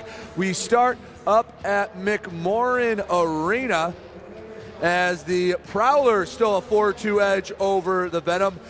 Danbury also found the end zone. It's 7-0 over the Dasher Hockey Club. Baton Rouge and Blue Ridge deadlocked at 2. Binghamton has a 5-1 lead, and Carolina still has a 1-0 lead. But congratulations again to Corey Checo. He buried his first goal of his career in his first pro game. That has to feel pretty good to get that out of the way so early, because now you don't even have to think about it. Yeah, you get the monkey off your back immediately, and now you can just focus on playing good hockey.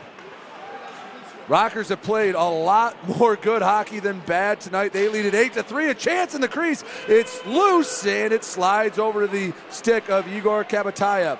Over to Hall. He works into the offensive zone. Hunter Hall shot, paddled aside by Parent. Kabatayev in the corner. Back to Oakes, to the point, Blaisdell. Over to Colton. Rister, loose out in front. Oakes got a piece of it. His third effort. Hall has it back on the tape. Motor City not slowing down.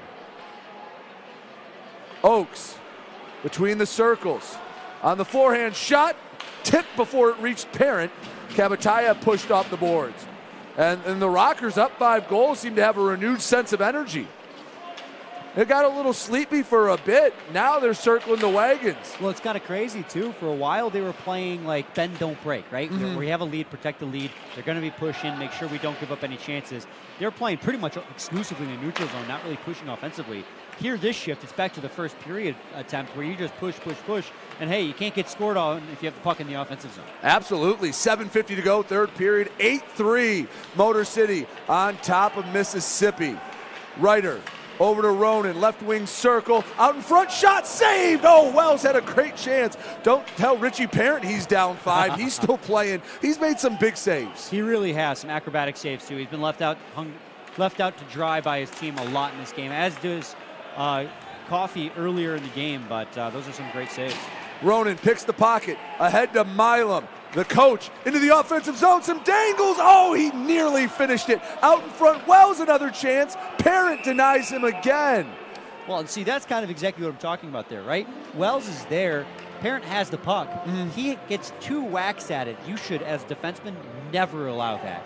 As soon as your goalie has it, you're pushing that guy away from the crease. He should never have gotten 2 whacks at it. Good for Wells, though, almost capitalized on the laziness of the Seawolves defense. I like Coach Milam bringing it in. Oh my I goodness. think everyone went, okay, he's going to pass it. He's going to pass it, right? Is he going to pass it? Oh, crap, he just split us, and he has a decent chance from the crease. He looked like a player who used to play in the Hockey Allsvenskan over in Sweden.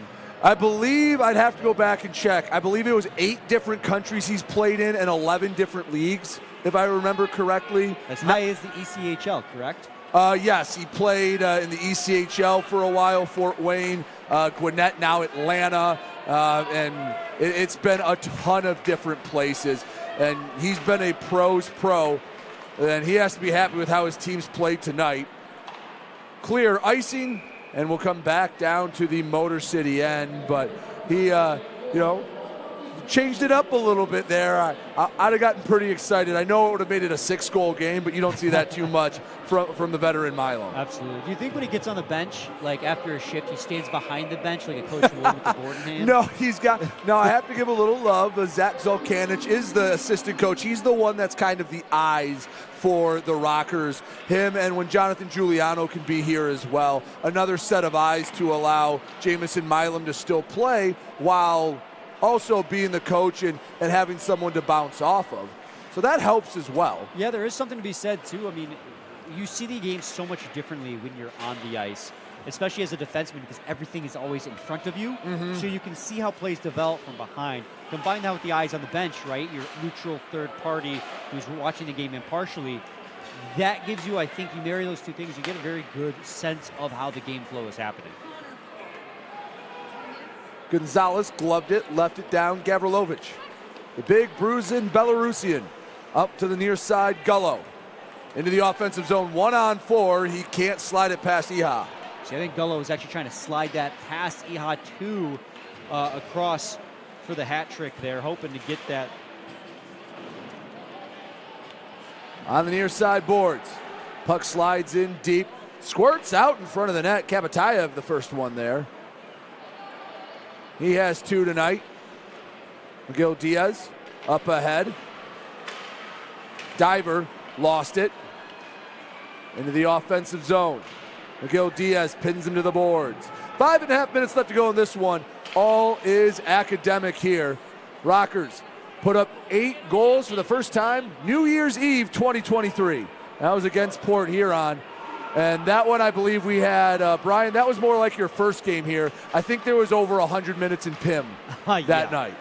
The night where I came with my friend and we came up in the booth and spoke to you a little bit. That was a fun night as well. Yeah. It's always entertaining. You know, people can say what they want about the FPHL, but I will tell you what, very rarely do you leave a rink and go, that was boring. Correct, and the biggest benefit too is the affordability of coming to these games as well. You know, tickets and food and drink. You're not going to find anything much more affordable than this. And the hockey, I mean, this is a great example of how fast-paced these games can be. 8-3, it's been a little bit of a blowout, but both teams have been flying up and down the ice all game long. And and I don't think either side's packed it in and go, all right, we have a couple more games this weekend. Let's just put it in neutral. Both sides have. If you didn't see the scoreboard, you wouldn't have really known it's a 5-goal game. Blast from the blue line. Colton looking for a cheeky third goal. You know, I think that's we're up 5 with 5 minutes to go. I can take this shot. Yeah, I mean, why not? And in kind, another blast from Richardson was saved by Gonzalez, not able to control it.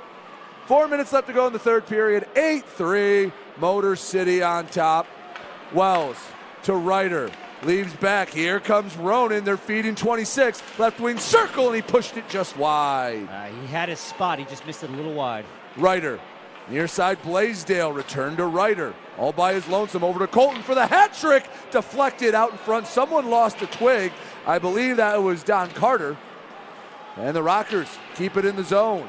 Wells pinned along the end boards. To the far side, Colton had it hop away.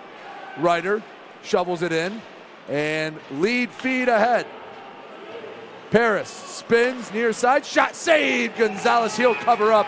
3:18 to go in the third. 8-3, Motor City on top. We'll take our final break. Don't go anywhere. You're watching Motor City Rockers hockey.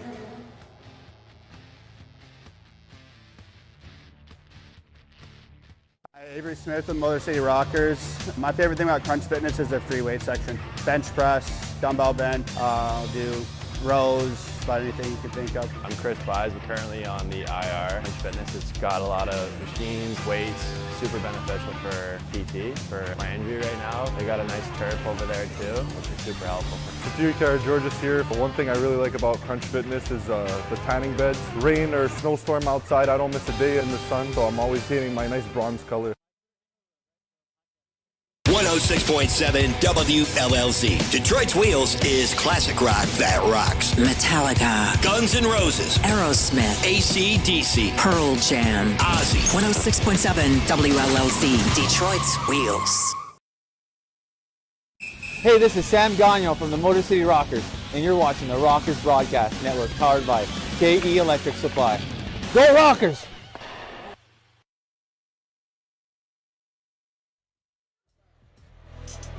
Back here on the Rockers Media Network, 8-3, Motor City on top. We've been joined all night by Brian Fisher. Brian, thank you so much for spending some time. I'm glad the Rockers have been able to put on a show for you.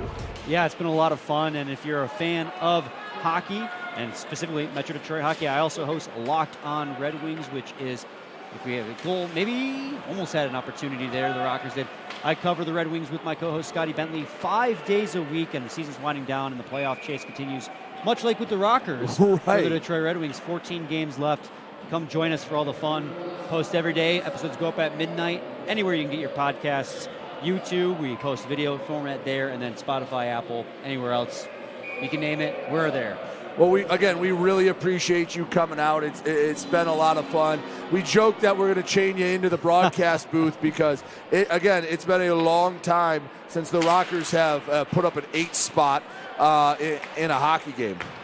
Yeah, it's been a lot of fun to come out into this game, and I've had nothing but good experiences every time I come, even in the losses. They lost when I filled in for you earlier in the season, they lost that game, but we had that huge brawl, and that was just such a blast to experience because that's some old-time hockey. You don't get to experience that much at the NHL anymore. Tip just wide. Sneath nearly got number 2. Same way he got number 1. 2.5 minutes to go in the third period. The Rockers are going to enjoy a very comfortable win. It will be their, assuming nothing absolutely unhinged happens, their first multi-goal win since January 4th. That was down in Carolina when Rico Gonzalez stood on his head. An empty netter made it a 3-1 win. And it'll be their first win by at least 5 goals since a game we mentioned when they put up 9 against Elmira back on December 23rd of 2023. So a all-time performance by the Rockers tonight, and it hasn't come a moment too soon. Exactly, and you hope you can take this kind of energy into the weekend and into the end of the season. Make sure you clinch your spot in that play-in and carry it into the postseason, because all you need is to get hot at the right time to carry yourself deep into the playoffs. And one thing Coach Jamison Milam talked about in our pregame interview was, Port Huron last weekend, the Prowlers took 2. And one of the things Coach Milam talked about is, hey, they're playing with a lot of confidence, and that can affect, hey, it feels like when you're playing with confidence, the puck hops on your stick a little more. You're not fighting it as much. You get those bounces, and hopefully this confidence can carry over into tomorrow as Oakes carries it into the offensive zone, makes a move in close, and he pushed it wide. God, look at this team. Minute 35 in a game, you're up 5, and they're still putting in a ton of effort. Colton doesn't make it to the net. I think Josh Colton wants that third one. I think he does too. No shift off for any of these players right now. Kabatayev across to Oakes. Into the offensive zone. Oakes tries to center and hits the left leg of Pekarzik. Here comes Mississippi. John Carter's shot sticked away. Back behind the net. Carter couldn't skate it in between the hash marks. Rockers still disciplined in their own end. Yeah, well, maybe a little cheating down the ice right now. They want number 9 and they want another one. Ryder chips, chases, stick tied up, soccers it deeper into the zone. 42 seconds left to go. From their own end, Stacy back to the near side. Richardson into the offensive zone, stick far side. 30 seconds left. Shot doesn't make it. Racing after it is Ronan. He's battling in the offensive end. Down to 20 seconds. Stacy takes his time. A dozen seconds left. Motor City, what a start to the weekend. 8 goals. They get a big 8-3 win over the Mississippi Seawolves, snap their 5-game winning streak, and put 3 points more towards a potential playoff berth. Buzzer sounds, and the Rockers will take the only meeting this year with the Mississippi Seawolves 8-3 victory. Don't go anywhere. We'll recap it when we come back here on the Rockers Media Network.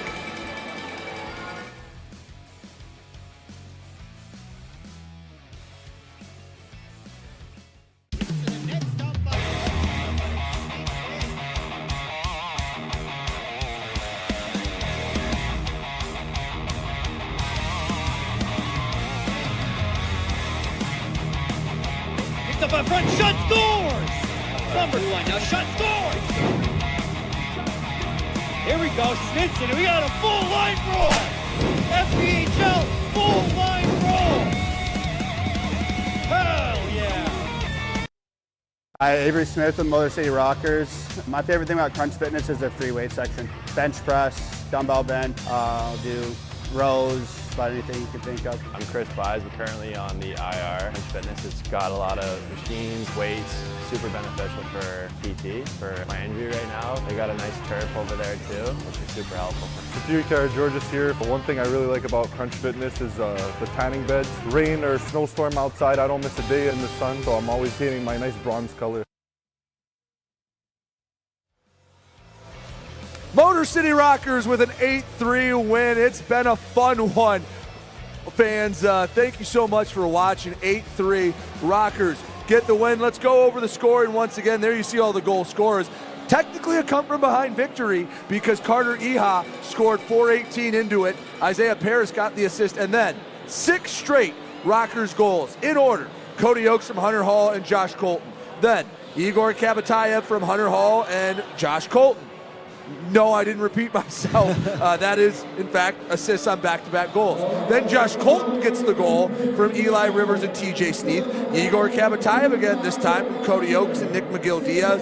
TJ Sneed tips one out in front from Josh Colton and Eli Rivers. Colton's 4th point of the game. Hunter Hall, he gets a goal. He just jammed one into the back of the net from Igor Kabatayev and Nick McGill-Diaz. Carter Iha did get a second goal to make it 6-2 and give Mississippi an outside fighting chance. Anderson and Hippolyte Smith pick up the assist. But then Josh Colton, a beauty to answer in the top left corner, made it 7-2. The Seawolves got one back. Isaiah Paris with some speed made it 7-3. But the final 26 minutes and change went scoreless until one final goal from Motor City when Corey Checo, fresh out of the penalty box, netted his first pro goal in his debut from TJ Sneed. And Mac Diver picks up an assist on that one as well for your 8-3 final. Brian, a fun game for the Rockers. Yeah, it's almost hard to break down when almost everything seems to go right in games like this, right? You try to say, this is exactly why they won, but honestly, it was the full 60-minute effort from everyone on the ice. We talked about it in the game. Production from up and down the lineup. You got phenomenal goaltending from Gonzalez in net. And I thought you were pretty relentless in the offensive zone in the pursuit of the puck, and you really hounded those rebounds. Seawolves had no answers all game long. No, and the start of 3-3, again, we highlighted that them and the Hockey Club Venom are in a pretty tight race, especially with the next 2 games being so important. Port Huron did get the win over the Venom 4-2. So that separates them a bit coming into the weekend, but a very nice win. Their first regulation win since the start of February, their first multi-goal win since the start of January, and their first win by 5 or more since December 23rd of 2023. Has to be all smiles in that locker room. Brian, thank you so much for joining us. It had been a blast. You know you're welcome on anytime here on the Rockers Media Network. It absolutely has been a blast, and you bet your butt I'll be back here for more games, especially if they keep winning like this. Absolutely. If they keep winning when you're here, we're not going to let you leave. Again, he's been Brian Fisher. You can find him. Go follow Locked On Red Wings wherever you get your podcast. And make sure you come back here tomorrow, a 7 o'clock puck drop against the Venom. Thank you so much for watching and making us a part of your Friday night. Your Rockers win at 8-3. I've been the voice of Motor City Rocker Hockey, Brady Beaton. He's been Brian Fisher. Thanks again, and hope you all have a safe and wonderful Friday night.